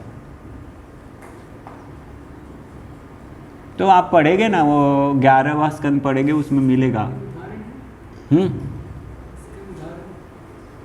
उदाहरण तो नहीं है, जैसे मुझे अभी याद नहीं है, लेकिन ऐसे उधर वर्णन है। आप 11वां स्कंद पढ़ेंगे तो 11वां स्कंद में भी आएगा, और 3रा स्कंद में भी जहाँ कपिल भगवान उपदेश करते हैं उधर भी आएगा। उधर ये शब्द नहीं आएंगे। शब्द आपको ये चाहिए तो श्री विश्वनाथ चक्रवर्ती ठाकुर उनकी भगवद गीता की टीका में, कौन से अध्याय में मुझे अभी नहीं याद, लेकिन उसमें वर्णन करते हैं। सव्यसाची प्रभु को प्रश्न पूछ सकते हैं, वो आपको ज़्यादा कि प्रभु जी ये क्या है, अगर गलत समझाऊँ तो भी क्लियर हो जाएगा। लेकिन ऐसे भक्त है जो मुक्त होने के बाद उनकी 2 कैटेगरी है, एक प्रेम सेवोत्तर, एक सुख ऐश्वर्य उत्तर। प्रेम सेवोत्तर, सुख ऐश्वर्य उत्तर। फिर ये तो स्पष्ट है कि चैतन्य महाप्रभु के अनुयायी तो नहीं हो सकते। हाँ चैतन्य महाप्रभु के तो अनुयायी नहीं हो सकते। हाँ, चैतन्य महाप्रभु तो वो नहीं सिखाया। तो गौरी ये सब संप्रदाय में किया, अन्य संप्रदाय में भाव। हाँ, चैतन्य महाप्रभु तो न धनम न जनम न सुंदरीम कविताम वा जगदीश कामय मम जन्मनीश्वरे भवताद भक्तिर अहेतुकी थे। महाप्रभु तो बहुत ऐसे उदाहरण भी दिए। ये जो गोपियों वाला उदाहरण है, गोपिया चरण धूलि दे दिया, और हमको क्या बताए महाप्रभु? रम्या काचिद उपासना व्रज वधु वर्गेणिया कर। तो वो तो डिफरेंट ही है कल कंप्लीटली। दूसरे संप्रदाय में हो सकता है, अभी मैं कुछ कह नहीं सकता कौन से संप्रदाय में क्या, लेकिन हो सकता है ऐसी भावना कि मुक्ति की कामना हो। मुक्ति अर्थात सायुज्य नहीं, वो 4 मुक्ति की कामना हो। जन्म मृत्यु जरा व्याधि से निकल के भगवान के धाम में जाने की इच्छा है।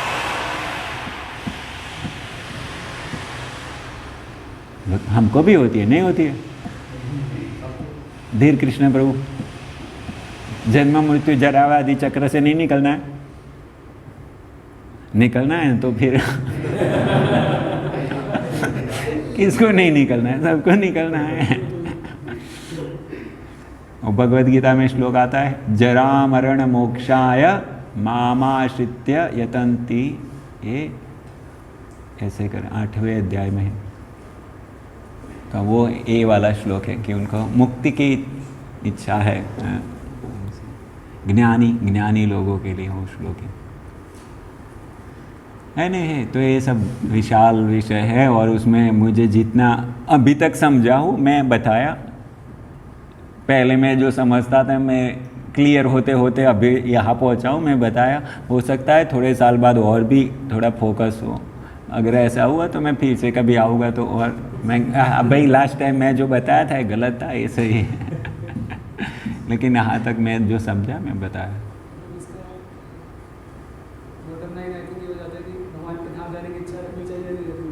हाँ, महाप्रभु क्या बताए? चैतन्य महाप्रभु, हमको दूसरे संप्रदाय का नहीं देखना चाहिए, हमको हमारे संप्रदाय का ही पालन करना चाहिए जो भी है। ये एक शिक्षा है कि दूसरे संप्रदाय में तो आरती ऐसे करते हैं तो हम भी ऐसे करें, नहीं। हर एक संप्रदाय के अलग अलग डिटेल्स, मेन चेंज नहीं होता। कृष्ण ही भगवान है, या तो वो जैसे हम बोलते कृष्ण भगवान है, हमें दूसरे संप्रदाय में नारायण भगवान है, लेकिन विष्णु ही भगवान है। कृष्ण हो नारायण हो, उधर रस का अंतर है, ऐसे पूजा करते हैं ऐसे पूजा, तो हो सकता है वो डिटेल चेंज हो सकती है। तो डिटेल सबको अपने अपने संप्रदाय की पालन करनी चाहिए, डिटेल में दूसरे के अनुकरण नहीं करना चाहिए, नहीं तो आप रसाभास में फंस जाएंगे। वो आगे जाके इसमें वर्णन आता है, लेकिन वो भी नहीं, चर्चा हमारी चर्चा में नहीं आएगा वो। तो इसलिए हमारे संप्रदाय की क्या शिक्षा है, चैतन्य महाप्रभु हमको क्या सिखाए, हमको क्या आशा करनी चाहिए। तो हमको ये कोई मुक्ति की आशा नहीं करनी चाहिए, हमको सेवा की आशा करनी चाहिए। भगवान आपकी हेतु की सेवा मिले, जहाँ रहे उधर, सुखी अवस्था में रहे, दुखी अवस्था में रहे, लेकिन आपकी सेवा में रहे, उससे दूर ना जाए। ये बहुत बड़ी प्रार्थना है जो मैं सुबह में बताया, तो लोगों को बताने के लिए मैं बता दिया, लेकिन कुंती महारानी की जो प्रार्थना है, विपद संतुता शाश्वत, भगवान मुझे और दुख दो, क्योंकि दुख देने से आपका स्मरण होगा। वो थोड़ा टाइफाइड हो जाता है तो अरे भगवान टाइफाइड हो गया, क्या करूँ, ऐसा हो जाता है।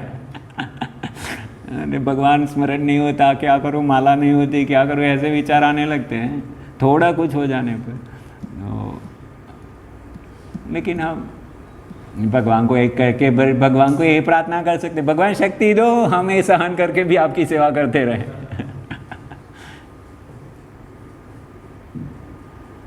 ठीक है, धीरे धीरे स्पष्ट होगा। आप लोग और भक्तों के पूछिए, मैं बताया ऐसे। सव्यसाची प्रभु को ये विषय पता है, आप उनको पूछ सकते हैं, कभी आएंगे प्रभु जी या ऐसे। ठीक है, तो पंचम प्रकरण में हम एंटर करते हैं। आधा घंटा नहीं 20 मिनट है, पंचम प्रकरण पूरा।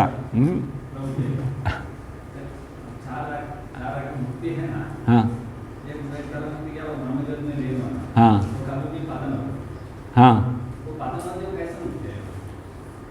अभी उसमें विचार, उसमें और डिटेल है। जैसे प्रभुपाद जी बताया कि उधर जाते हैं उनका पतन होता है, लेकिन कई और ऐसा भी वर्णन होता है कि उधर जाने के बाद में एक प्रकार के लोग होते हैं, उनका पतन नहीं होता, वो आगे जाते हैं, वो सायुज्य में रहते हैं और उनको संग मिलने से वो आगे जाते हैं। मतलब वो भक्ति, जैसे यहाँ बताया ना, वो कल्टीवेट करते हैं भगवान के प्रति श्रद्धा, या उसको कल्टीवेट करते हैं भक्तों का संग होने। कैसे, अभी मेरा प्रश्न है, कैसे वो करते हैं, क्योंकि वो तो उधर तो निराकार में लीन है, उनको तो निर्विशेष है। तो जो ब्रह्मवादी थे, सुखदेव गोस्वामी और चार कुमार, वो भी ऐसे थे, लेकिन कैसे संग हो गया, तो दैववश होता है, सौभाग्य, इसलिए बताया अदृच्छया। तो उनको अगर सौभाग्य से कोई भक्तों का संग हो गया ब्रह्म ज्योति में भी, तो वो आगे जाते हैं। तो कुछ लोग होते हैं वो उधर से आगे जाते हैं, लेकिन जो आगे नहीं जाते वो उनका पतन होता है। जब पतन होने की बात है, जो आगे नहीं जाते उनका पतन होता है, ऐसा वर्णन। इसलिए वो मुक्ति है अगर वो आगे जाते हैं तो, लेकिन आगे नहीं जाते तो मुक्ति नहीं है, वो फिर से खत्म हो जाए। ठीक है, तो पांचवा प्रकरण प्रारंभ करते हैं। पांचवा प्रकरण का शीर्षक क्या है? तो इसमें दो महत्वपूर्ण विषय चर्चा होते हैं।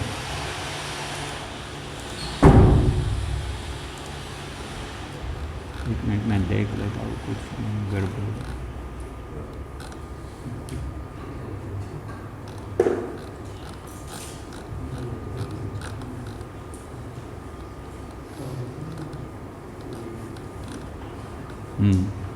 दिख रहा है आपको ओवरव्यू ऑफ चैप्टर 5?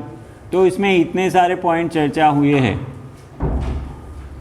तो पहले उसमें से ये दो महत्वपूर्ण विषय है कि भक्ति है वो स्वतंत्र है। भक्ति बाध्य नहीं है कोई भी अवस्था पे। जो मैंने आपको अभी एक लाइन बताई ना, कॉजलेस मर्सी कॉजलेस नहीं है, तो उसके विषय में आपको चिंतन करेंगे तो हो जाएगा। तो भक्ति को बताया गया कि भक्ति भगवान के जैसी ही है। भगवान स्वतंत्र है ना, कहाँ पर बताया भागवतम में भगवान स्वतंत्र है ऐसा? स्वराट, भगवान का वर्णन किया, भगवान स्वराट है। तो भक्ति भी स्वराट है। भक्ति स्वतंत्र है, कहाँ जाना, भगवान स्वतंत्र है ना, उनकी कृपा किसको देना है, ऐसे भक्ति भी स्वतंत्र है कि इसके पास जाना नहीं जाना, वो भक्ति स्वतंत्र है। इसलिए भक्ति बाध्य नहीं है कि ये व्यक्ति पापी है तो इसका उद्धार हो जाए, या तो ये व्यक्ति पुण्यशाली है तो इसको भक्ति मिल जाए, या तो इसने इतने यज्ञ किए तो इसको भक्ति मिल जाए, इसने इतना दान पुण्य किया तो इसको भक्ति मिल जाए। ऐसे भक्ति बाध्य नहीं है। ये तो ब्राह्मण घर में जन्मा इसलिए उसको भक्ति मिलनी चाहिए, ऐसा कोई बंधन नहीं। भक्ति ये सबसे स्वतंत्र है। तो वही विषय पहले चर्चा हुआ है पंचम, तो पहले हम उसको पढ़ते, बाद में इधर वापस आते हैं। तो कौन पढ़ेगा? पढ़ो चिंतन। जय गौरांग प्रभु का भी आवाज़, उनकी भी आवाज़ अच्छी होगी, पढ़े यहाँ। भक्ति की शुद्धता अभी तक श्री रूप गोस्वामी के व्यापक रूप में दिए गए निर्देशों का सार इस प्रकार है। जब तक मनुष्य की प्रवृत्ति सांसारिकता की ओर रहती है। ये एक मिनट अभी देखिए, अभी तक सुबह से लेकर अभी तक हमने जितनी भी चर्चा किया ना, ये पहला जो पैराग्राफ है उसमें उसके विषय में विवरण दे रहे प्रभुपाद जी। सुबह से लेकर अभी तक हमने जितनी चर्चा किया वो सब कुछ एक ही पैराग्राफ में है, ध्यान से सुनिए। बताओ, पहले से पढ़ो, पहले से। अभी तक श्री रूप गोस्वामी के व्यापक रूप में दिए गए निर्देशों का सार इस प्रकार है।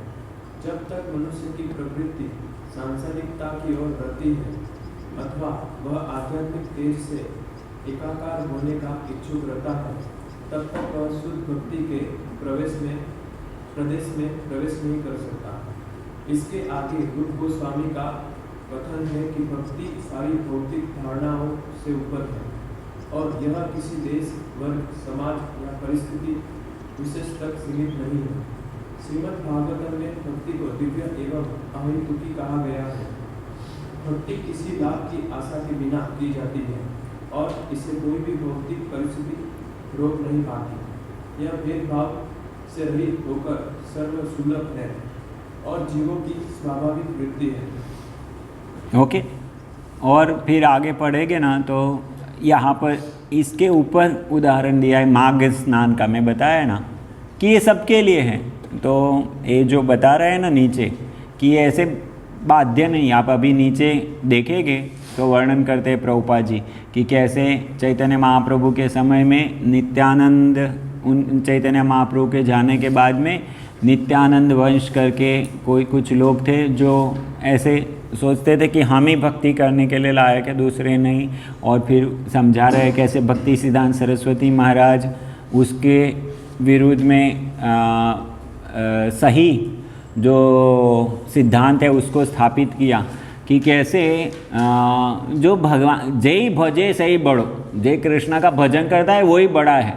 वो जरूरी नहीं है क्या है, पंडित धनी कुलीन बड़ो अभिमान, दीनेरो अधिक दया करे भगवान। ऐसे बहुत सारे श्लोक है। और प्रहलाद महाराज की स्तुति में भी आता है, क्या है, तीसरा श्लोक है उसमें, ठीक है मुझे याद आएगा तो बताता हूँ। उसमें बताया कि अगर कोई षट कर्म निपुणो विप्रो, ये भी श्लोक है, षट कर्म निपुणो विप्रो मंत्र तंत्र विशारदा वैष्णवो अवैष्णवो गुरु न स्यात् वैष्णव स्वपचो गुरु। और ऐसे उधर भी वर्णन है बहुत सारा। तो कि कोई भी व्यक्ति भगवत भक्त बन सकता है प्रोवाइडेड वो इस कंडीशन में चलता है कि क्या कंडीशन, नीचे प्रभुपाद जी बताया, वो क्या कंडीशन बताया Prabhupada ji, as stated in Srimad Bhagavatam, devotional service is executed without any hope for gain, अन्याभिलाषिता शून्यम, और फिर आगे क्या बताते, अहेतु की अप्रतिहता, कोई हेतु नहीं होना चाहिए और अप्रतिहता, रुकनी नहीं चाहिए। और ऊपर वाला जो है उसके लिए भी एक श्लोक है, अन्याभिलाषिता श्लोक के बाद में कौन सा श्लोक आया था, थोड़ा आगे जाके, जो आपको तैयार करना है, एक श्लोक तो तैयार करना है अन्याभिलाषिता, फिर दूसरा श्लोक कौन सा तैयार करना है, सर्वोपाधि विनिर्मुक्तम, जो शुद्ध भक्ति है वो कोई उपाधि वाला नहीं काम, सभी उपाधियों से ऊपर है, सर्वोपाधि विनिर्मुक्तम तत्परत्वेन निर्मलम ऋषिकेण ऋषिकेश सेवनम भक्तिरुच्यते। तो ओके, तो यहाँ पर आप आगे देखेंगे ना, तो प्रभुपाद जी वही वर्णन कर रहे हैं कि कैसे हम श्रील भक्ति सिद्धांत सरस्वती गोस्वामी प्रभुपाद, आप आगे पढ़ो ना, और आपको दिखेगा श्रील भक्ति सिद्धांत सरस्वती गोस्वामी प्रभुपाद हमारे आध्यात्मिक गुरु, एक आध पेज के आगे,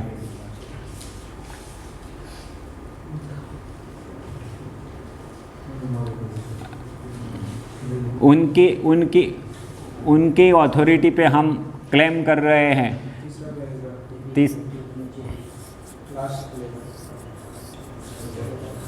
तीसरा पैराग्राफ पढ़ो। पद प्रतिष्ठा के बल पर ही आज विश्व के किसी भी भाग का व्यक्ति गौड़ीय वैष्णव बन सकता है। एक शुद्ध वैष्णव दिव्य पद को प्राप्त करता है, अतएव उसे जगत की सर्वोच्च योग्यता पात्रता अर्थात सतोगुण पद पहले से प्राप्त रहता है। पाश्चात्य जगत में हमारा कृष्ण भावनामृत आंदोलन हमारे गुरु महाराज श्री भक्ति सिद्धांत सरस्वती गोस्वामी प्रभुपाद के उपर्युक्त सिद्धांत पर आधारित है।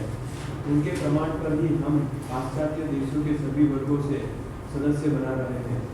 तथाकथित ब्राह्मणों का दावा है कि जो ब्राह्मण कुल में उत्पन्न नहीं हुआ वह जनेऊ धारण नहीं कर सकता और उच्च कोटि का वैष्णव नहीं बन सकता, किंतु हम इस सिद्धांत को नहीं मानते, क्योंकि इसका समर्थन न तो रूप गोस्वामी करते हैं न ही विविध शास्त्र है। पढ़ो, आगे भी पढ़ो। श्री रूप गोस्वामी विशेष रूप से यह उल्लेख करते हैं कि हर व्यक्ति को भक्ति ग्रहण करने और कृष्ण भावना भावित होने का जन्मसिद्ध अधिकार है। उन्होंने अनेक शास्त्रों से कई साक्ष्य दिए हैं और उन्होंने पद्म पुराण से एक विशिष्ट उदाहरण दिया है, जिसमें वशिष्ठ मुनि राजा दिलीप से कहते हैं, हे राजा, हर व्यक्ति को भक्ति करने का उसी तरह अधिकार है जिस तरह माघ मास दिसंबर जनवरी में प्रातः काल स्नान करने का अधिकार है।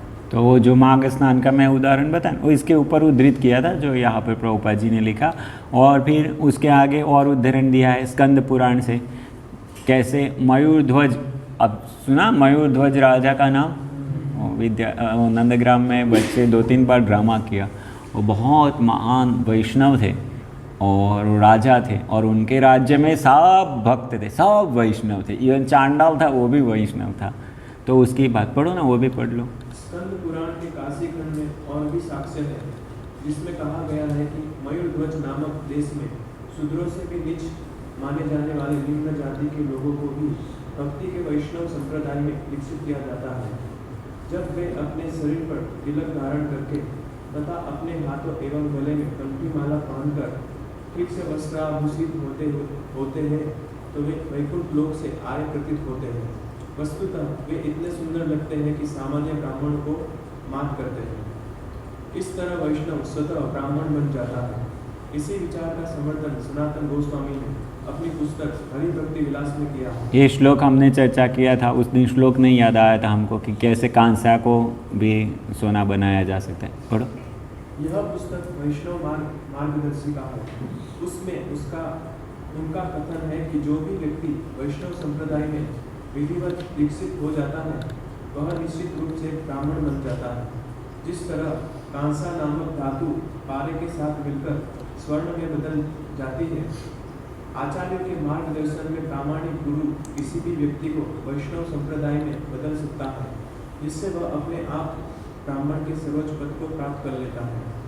किंतु श्री रूप गोस्वामी सावधान करते हैं। ओके रुको अभी तो ठीक है, यहाँ तक ये एक मुद्दा था, पंचम ये जो प्रकरण चल रहा है उसमें एक कि भक्ति स्वतंत्र है, भक्ति बाध्य नहीं है कि आपकी ये क्वालिफिकेशन है तो ही आपको भक्ति मिलेगी, ऐसा जरूरी नहीं है।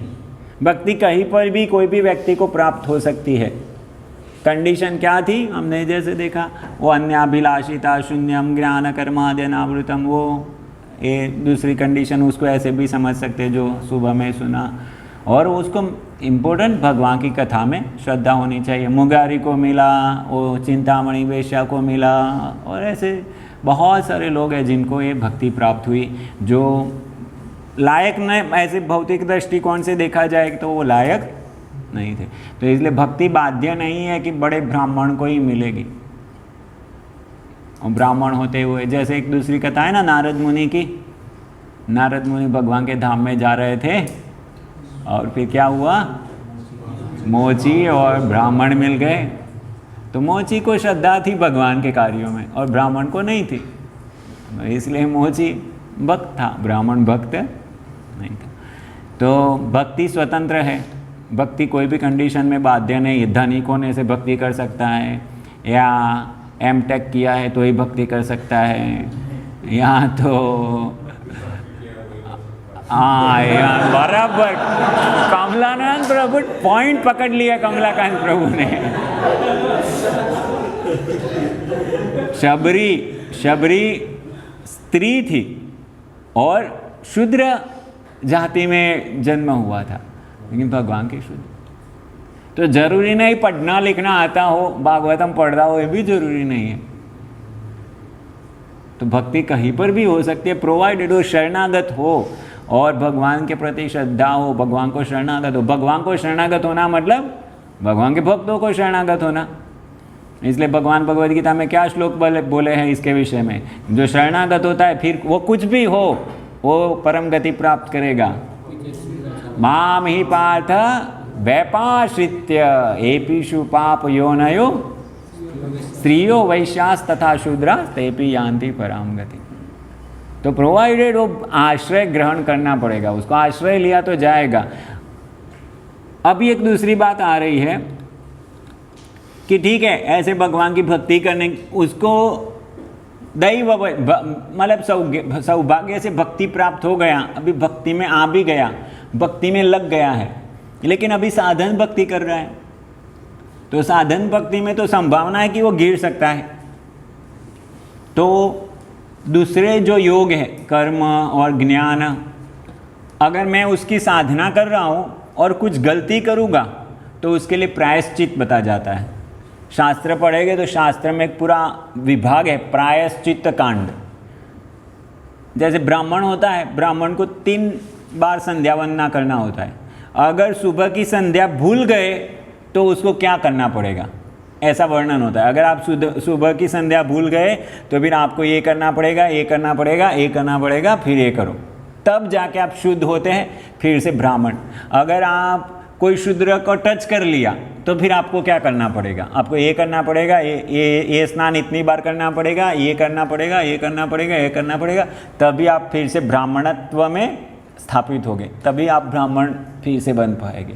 तो ऐसे उनके लिए अलग अलग सब द्विजों के लिए, ब्राह्मण के लिए, क्षत्रिय के लिए, वैश्य के लिए, सबके लिए अलग अलग नियम होते हैं उनके लिए कि अगर ये गलती हो गई आपसे तो फिर आपको ये प्रायश्चित करना पड़ेगा।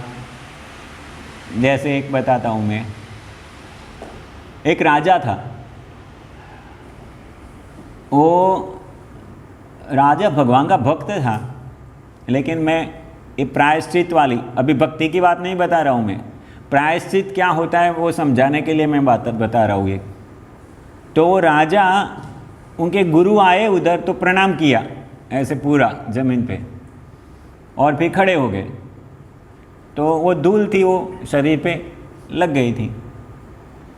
अभी राजा को पता था कि वो गिरानी नहीं चाहिए तो उसने गिराया नहीं, लेकिन फिर जाके गुरु कथा वार्ता कर रहे थे, उधर बैठे थे, राजा आगे ही बैठे थे, लेकिन एक मक्खी आके परेशान करने लगी राजा को। तो मक्खी ऐसे बैठ गई तो राजा ऐसे करके मक्खी को उड़ाने गए और वो धूल गिर गई। तो गुरु को बुरा लगा कि तुमको पता नहीं है कि ये धूल को नहीं गिराना चाहिए, तुमको इसके लिए अभी तुमको इसके लिए प्रायश्चित करना पड़ेगा, जाओ। ऐसे करके चले गए गुरु। तो फिर वो राजा सब पंडितों को बुलाता कि इसके लिए क्या प्रायश्चित बताया है, बताओ मुझे। और फिर उसके लिए प्रायश्चित था कि तांबे की बड़ी प्लेट बनाओ और उसको नीचे अग्नि जलाओ, और वो जब अग्नि जैसी लाल हो जाए तब कपड़ा निकाल कर उसके ऊपर 108 दंडवत प्रणाम करो।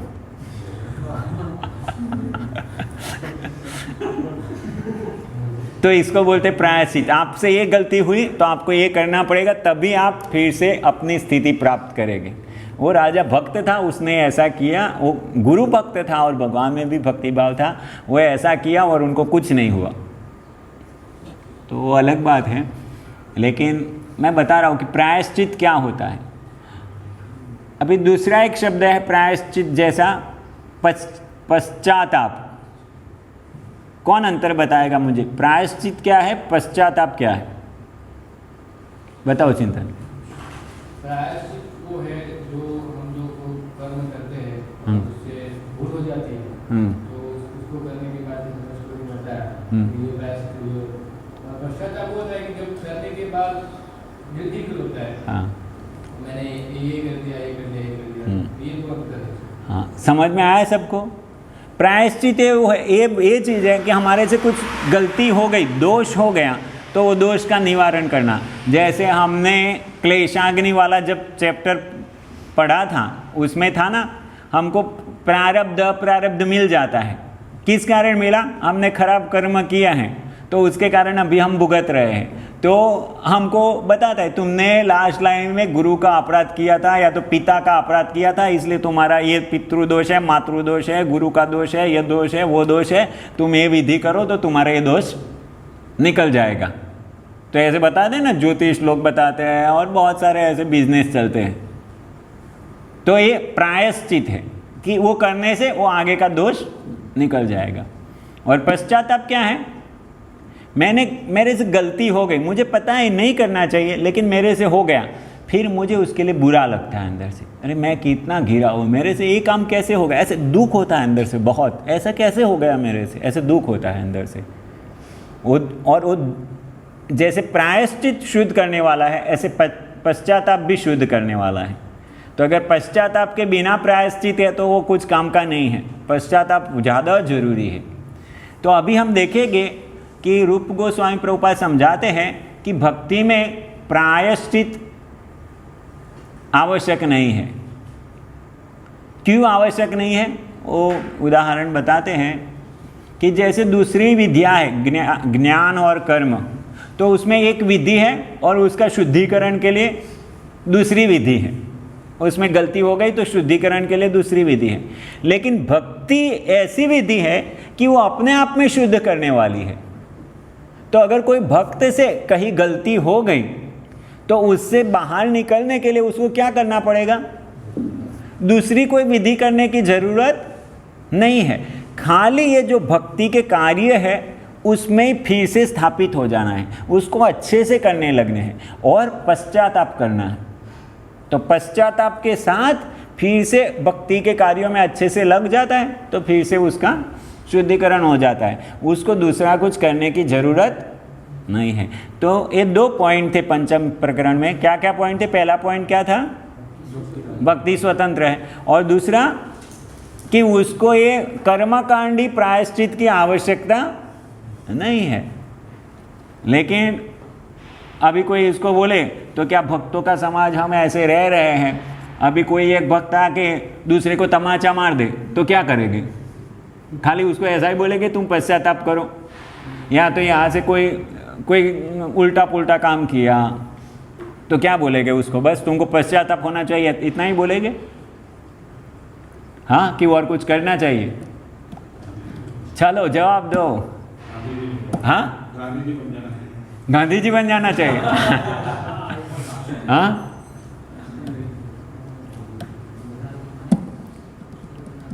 मयूरध्वज राजा थे, वो राजा किस लिए थे? उनका सब लोग तो वैष्णवी थे उसी सोसाइटी में, तो फिर क्या जरूरत है उनकी? जो भी कर रहा है करो, पश्चाताप कर लो, बस समाप्त। प्रायश्चित की आवश्यकता प्रायश्चित की आवश्यकता नहीं है, लेकिन और एक चीज होती है दंड। तो दंड तो देना पड़ेगा उसको,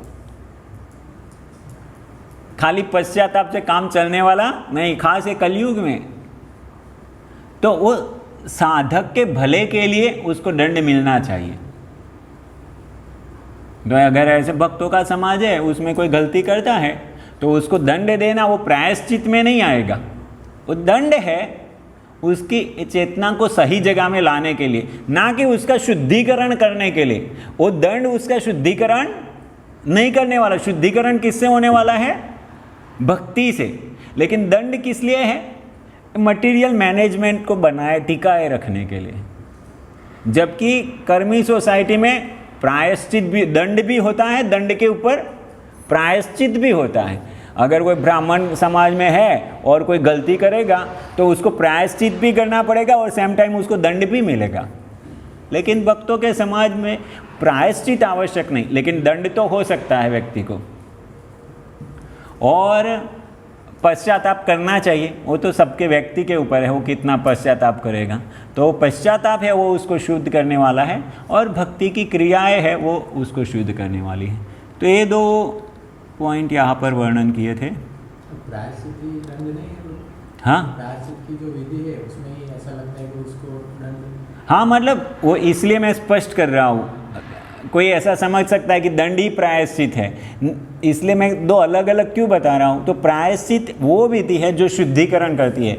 जैसे आप सुबह की जो ब्राह्मण है, ब्राह्मण ने शूद्र को स्पर्श कर लिया, तो फिर आपको क्या करना पड़ेगा? आप जाओ यही कपड़ों के साथ स्नान करो और ये करो और गायत्री करो, तब जाके आप शुद्ध होगे। तो ये हो गया प्रायश्चित। लेकिन अभी कोई ब्राह्मण है और ब्राह्मण को स्त्री के साथ गलत व्यवहार कर लिया, तो फिर उसके लिए क्या होगा? तुमको इतना दिन फास्टिंग करना है, ये करना है, ये करना है, ये करना है, और सेम टाइम दंड भी मिलेगा। तुमको समाज में से इतने दिन के लिए बाहर रहना पड़ेगा, या तो तुमको इतने कोड़े मारे जाएंगे, या तो तुमको ये करना पड़ेगा। डिपेंड करता है कौन सी भूल। हाँ, लेकिन दंड और प्रायश्चित में अंतर है, मैं ये बता रहा हूँ। तो भक्ति में प्रायश्चित की आवश्यकता नहीं। प्रायश्चित क्या चीज़ है? वो शुद्धिकरण के लिए है कि ये करने से फिर से तुम तुम्हारा ब्राह्मणत्व प्राप्त करोगे, तुम तुम्हारा क्षात्रत्व जो है वो प्राप्त करोगे। लेकिन भक्ति में ऐसा नहीं है। भक्ति में आप जो स्थिति में है वही स्थिति में वापस आज, मतलब भक्ति कभी नाश नहीं होती है, भक्ति इटर्नल है। तो कोई भक्त से गलती हो गई तो क्या उसकी भक्ति जो भक्ति किया वो नाश हो जाएगी? वो नीचे नहीं आ जाए, वो भक्ति उसके साथ रहेगी, लेकिन कुछ समय के लिए वो आवृत हो जाएगी। जब तक उसने वो अपराध किया है या पाप किया है उससे बाहर नहीं आता, तब तक वो उधर रहेगी। और जैसे ही उससे बाहर आ जाएगा, इसलिए हम कभी कभी नहीं देखते, कोई भक्त आते हैं, वो थोड़े ही समय में आते फट दे के आगे चले जाते, और दूसरे बहुत समय से करते रहते आगे ही नहीं बढ़ते। क्यों? क्योंकि उसने पहले किया हुआ था भक्ति, लेकिन किसी कारणवश वो कहीं अटक गया था। जैसे ही वो अनर्थ से या तो पाप से बाहर निकला तो तुरंत फट से आगे बढ़ता है। और दूसरा, अभी वो उधर ही है, अभी तो उसको उधर तक पहुंचना है। तो ये अंतर है। तो ये भक्ति में शुद्ध होने के लिए प्रायश्चित करने की कोई आवश्यकता, भक्ति अपने आप में शुद्ध करने वाले क्या प्रायश्चित कर सकता है? जैसे गुरु महाराज बताए थे ना, शायद चरणामृत पीने के बाद क्लास में उधर बताए थे। नहीं, मैं कहाँ सुन रहा था, आज के दामोदर व्रत वाले कथा में सुन रहा था, कहीं तो मैं सुन रहा था कि खाली एक बार चरणामृत पी लेता है तो उसका कितना लाभ है। जैसे मैं उस दिन एक बार बताया ना कि अगर कोई भगवान का प्रसाद का एक नेवाला खा लेता है तो 1000 एकादशी करने से भी अधिक लाभ प्राप्त करता है। तो इसलिए भक्ति में शुद्धिकरण के लिए कुछ दूसरी, कहने का अर्थ क्या है? ज्ञान कर्म को पहले ही छोड़ दिया है, तो भक्त को फिर से वो कर्म में लगने की जरूरत नहीं है। जो विधि हम छोड़ के आए कर्म और ज्ञान की, उसमें वापस जाने की जरूरत नहीं है। समझ में आ रहा है? ज़्यादा कॉम्प्लिकेटेड नहीं है। आपको सिंपल शब्दों में बताता हूँ। आपको ज्योतिष कोई आके बोले आपका ये दोष है, वो दोष है, तुम ये करो, वो करो, ठीक है भाई, मैं भगवान की भक्ति करता हूँ, ठीक है, बस उसमें संतुष्ट रहना। उससे ज़्यादा अधिक कोई हमारा कुछ नहीं कर, भक्ति से ज़्यादा शक्तिशाली कोई नहीं। सीधे शब्दों में आप समझ गए ना, इसमें ये सीधा है।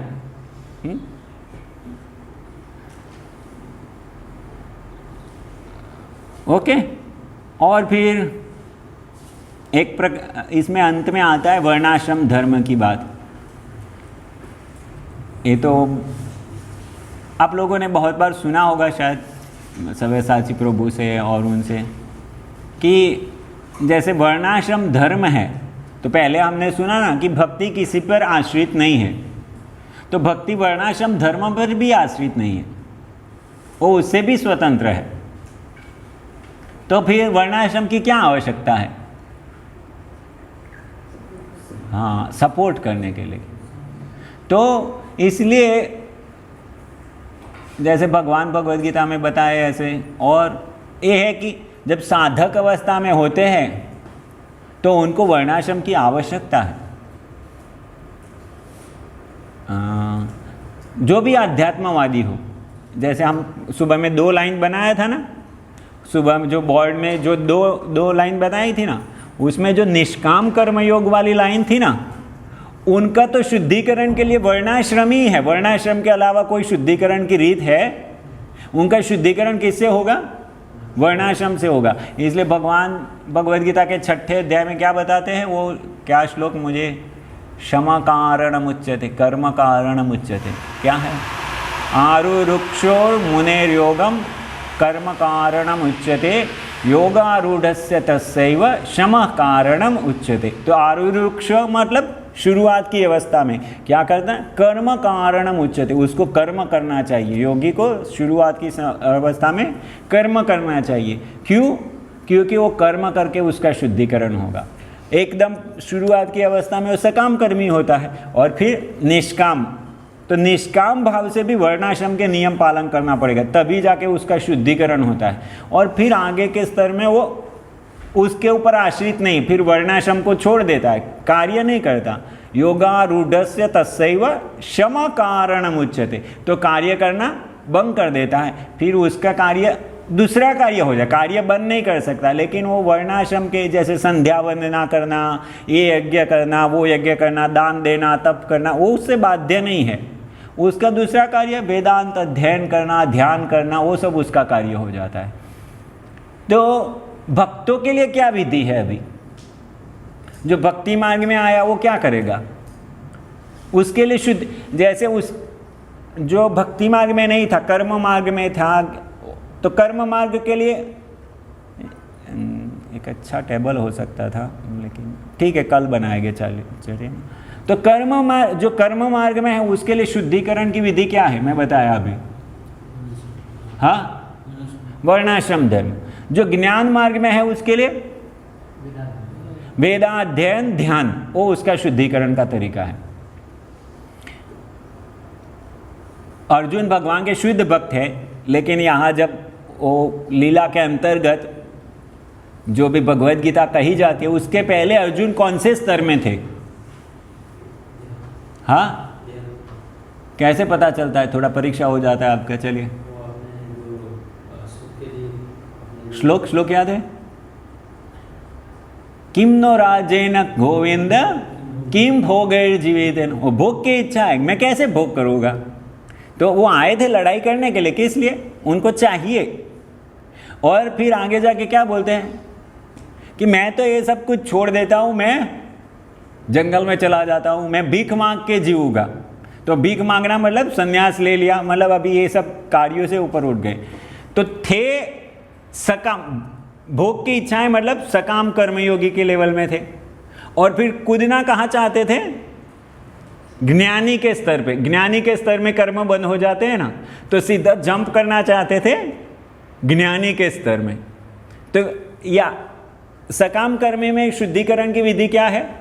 आप शास्त्र के अनुसार कार्य करेंगे, भले आपकी भोग की इच्छा है, लेकिन शास्त्र के अनुसार कार्य करेंगे तो आपकी भोग की इच्छा पूरी होगी, और धीरे धीरे धीरे धीरे आप निष्काम कर्मयोग में आएंगे। निष्काम कर्मयोग में शुद्धिकरण कैसे होगा?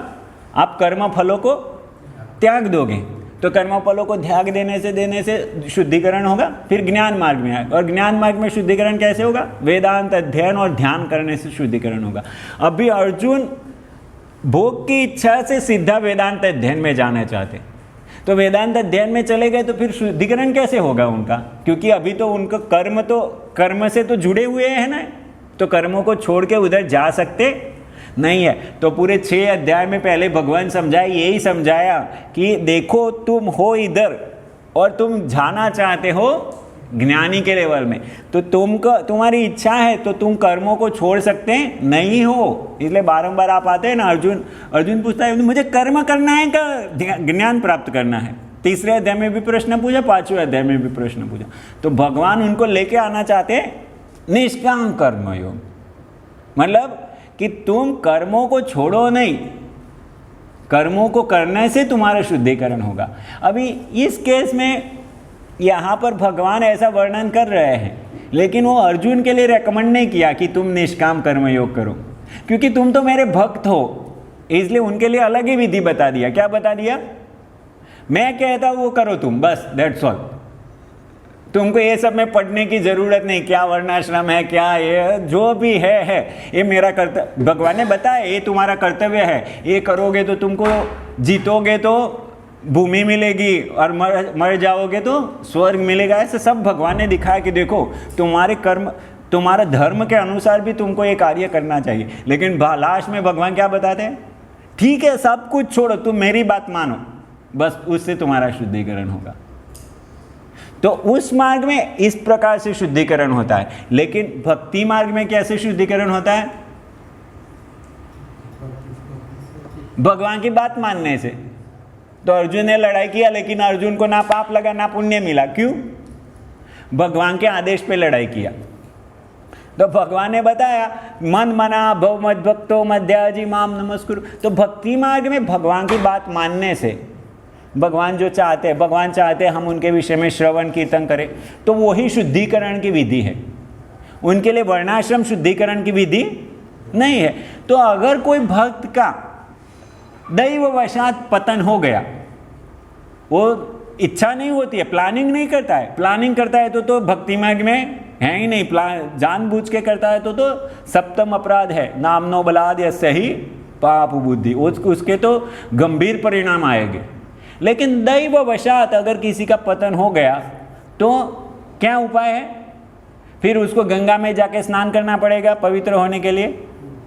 नहीं, कुछ नहीं करना। वो जो भक्ति के कार्य है, सुबह में उठना, मंगला आरती जाना, कीर्तन करना, भक्तों के समय भगवान का दर्शन करना, चरणामृत पान करना, गुरु की पूजा करना, माला करना, भागवत पढ़ना, तुलसी पूजा करना, वो अपने आप में शुद्ध करने वाली विद्या है। तो इसलिए उनको वो सब कार्यों में लगने की ज़रूरत नहीं। आज मैं गुरु महाराज का क्लास सुन रहा था, गुरु महाराज बता रहे थे, शायद प्रभुपाद जी को उद्धृत किया था कि ये जो इवन दामोदर व्रत हम करते हैं ना, तो बताए कि ये दामोदर व्रत भी कैसा है। तो प्रभुपाद जी ने एक उदाहरण दिया कि जो बड़े बड़े मॉल होते हैं वो लोग ऐसे सेल निकालते हैं कि एक के साथ एक फ्री, या तो ऐसे सब होता है ना, तो वो किसके लिए है? वो सेल्स किस लिए होता है? हाँ, लोगों को। लेकिन कौन से लोगों को आकर्षण करने के लिए? नहीं, उधर की बात करते हैं ना, हम अभी इधर ही रहो सेल में। तो जो पुराने कस्टमर हैं उनको तो आकर्षित करने का कोई मतलब नहीं है ना, क्योंकि वो तो ऑलरेडी खरीद कर रहे हैं, तो उनको तो देने से नुकसान होने वाला है। लेकिन नए कस्टमर को आकर्षित करने के लिए तो उधर बताया कि ये जो दामोदर व्रत है, जो हर दिन ही सब कुछ करते हैं, हर दिन ही भगवान को घी का दीपक ऑफर कर रहे हैं, और मतलब भगवान का नाम ले रहे हैं, चरणामृत पी रहे हैं, सब कुछ तो कर रहे हैं, सब भक्ति के अंग कर रहे हैं। तो उनके लिए नहीं है ये उनके लिए है कि जो भक्ति मार्ग में नहीं है, भक्ति की क्रियाओं में नहीं लगे, तो उनको भक्ति में लाने के लिए है ना। ऑलरेडी जो भक्ति कर रहे हैं उनके लिए तो ऑलरेडी वो अगर नहीं जानते होगे तो भी कार्तिक व्रत हो ही जाएगा। वो उनको पता है कि कार्तिक मास आएगा तो उड़द दाल नहीं खानी है, मतलब वो ज़्यादा विस्तार से भी हो सकता है एनीवे। तो वो सब कुछ ऐसे ही पालन हो जाएगा, और उनको पता है कि ये भगवान की प्रसन्नता के लिए।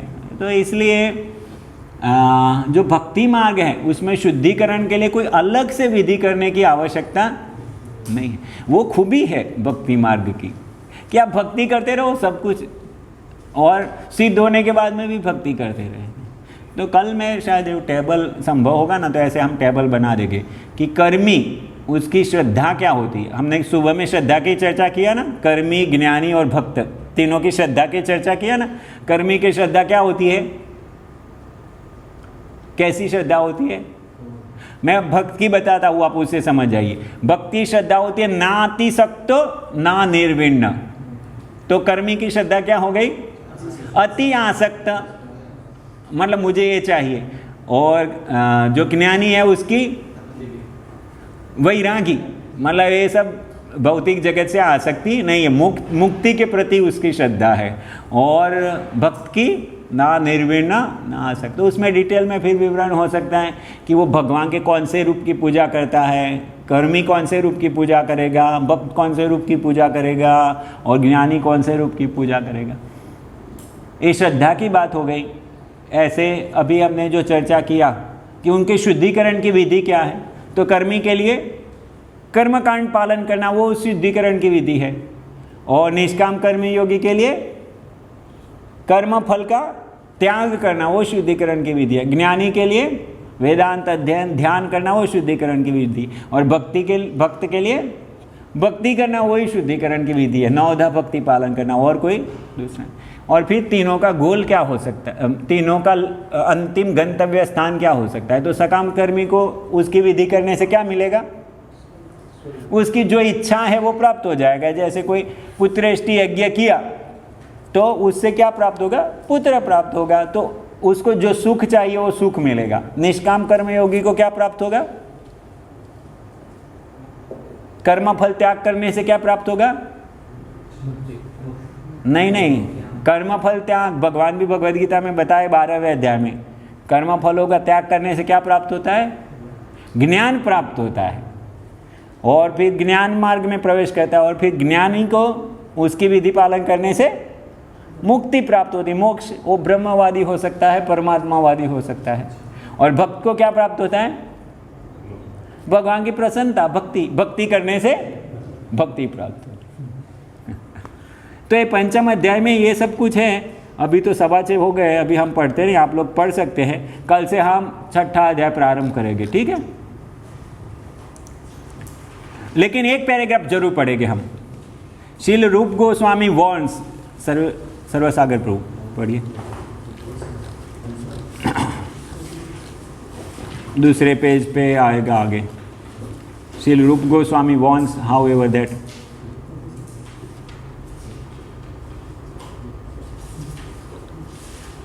किंतु श्रील रूप गोस्वामी सावधान करते हैं कि यदि कोई व्यक्ति प्रामाणिक गुरु द्वारा विधिवत दीक्षित होता है तो उसे यह नहीं सोचना चाहिए कि ऐसी दीक्षा स्वीकार करने मात्र से उसका काम पूरा हो गया। इतने पर भी उसे सावधानी के साथ विधि विधानों का पालन करना होता है। यदि गुरु मान ले तथा दीक्षा लेने के बाद कोई व्यक्ति भक्ति के विधि विधानों का पालन नहीं करता तो वह पुनः च्युत होता है। मनुष्य को यह स्मरण रखने के लिए सचेत रहना चाहिए कि वह कृष्ण के दिव्य शरीर का अंश है, अतः यह उसका कर्तव्य है कि अंश होने से वह संपूर्ण की अर्थात कृष्ण की सेवा करे। यदि हम कृष्ण की सेवा नहीं करते तो हम पुनः च्युत होते हैं। दूसरे शब्दों में, दीक्षित होने मात्र से ही कोई ब्राह्मण के उच्च पद को प्राप्त नहीं होता। उसे अपने कर्तव्य निभाने होते हैं और दृढ़तापूर्वक विधानों का पालन करना होता है। ओके, तो ये एक पॉइंट था। तो ऐसा मैं जो बताया ना, ये ऐसा नहीं कि हम भक्त हो गए तो भक्ति के, क्योंकि भक्त को तो कोई प्रायश्चित करना नहीं होता है और भक्ति करने से हम शुद्ध हो जाएंगे। तो उसके नाम पे अगर हम चीटिंग करेंगे तो बहुत बड़ा गंभीर अपराध है। वो वस्तु प्रभुपाद जी उधर समझा रहे हैं। लेकिन अगर दैववशात, उसके नेक्स्ट श्लोक आता है दैववशात, शायद आप भी उसमें पढ़ेंगे आगे तो आपको मिलेगा कि दैववशात अगर कोई फंस गया तो उसको और कुछ करने का ज़रूरत नहीं है, उसको कोई ऋण अदा करने की ज़रूरत नहीं है, कुछ नहीं, भक्ति करने से सब कुछ हो जाता है। ठीक है। हरे कृष्ण। श्रील प्रभुपाद की जय, श्रील रूप गोस्वामी प्रभुपाद की जय, श्री भक्ति रसामृत सिंधु ग्रंथ की जय। गौर प्रेमानंद।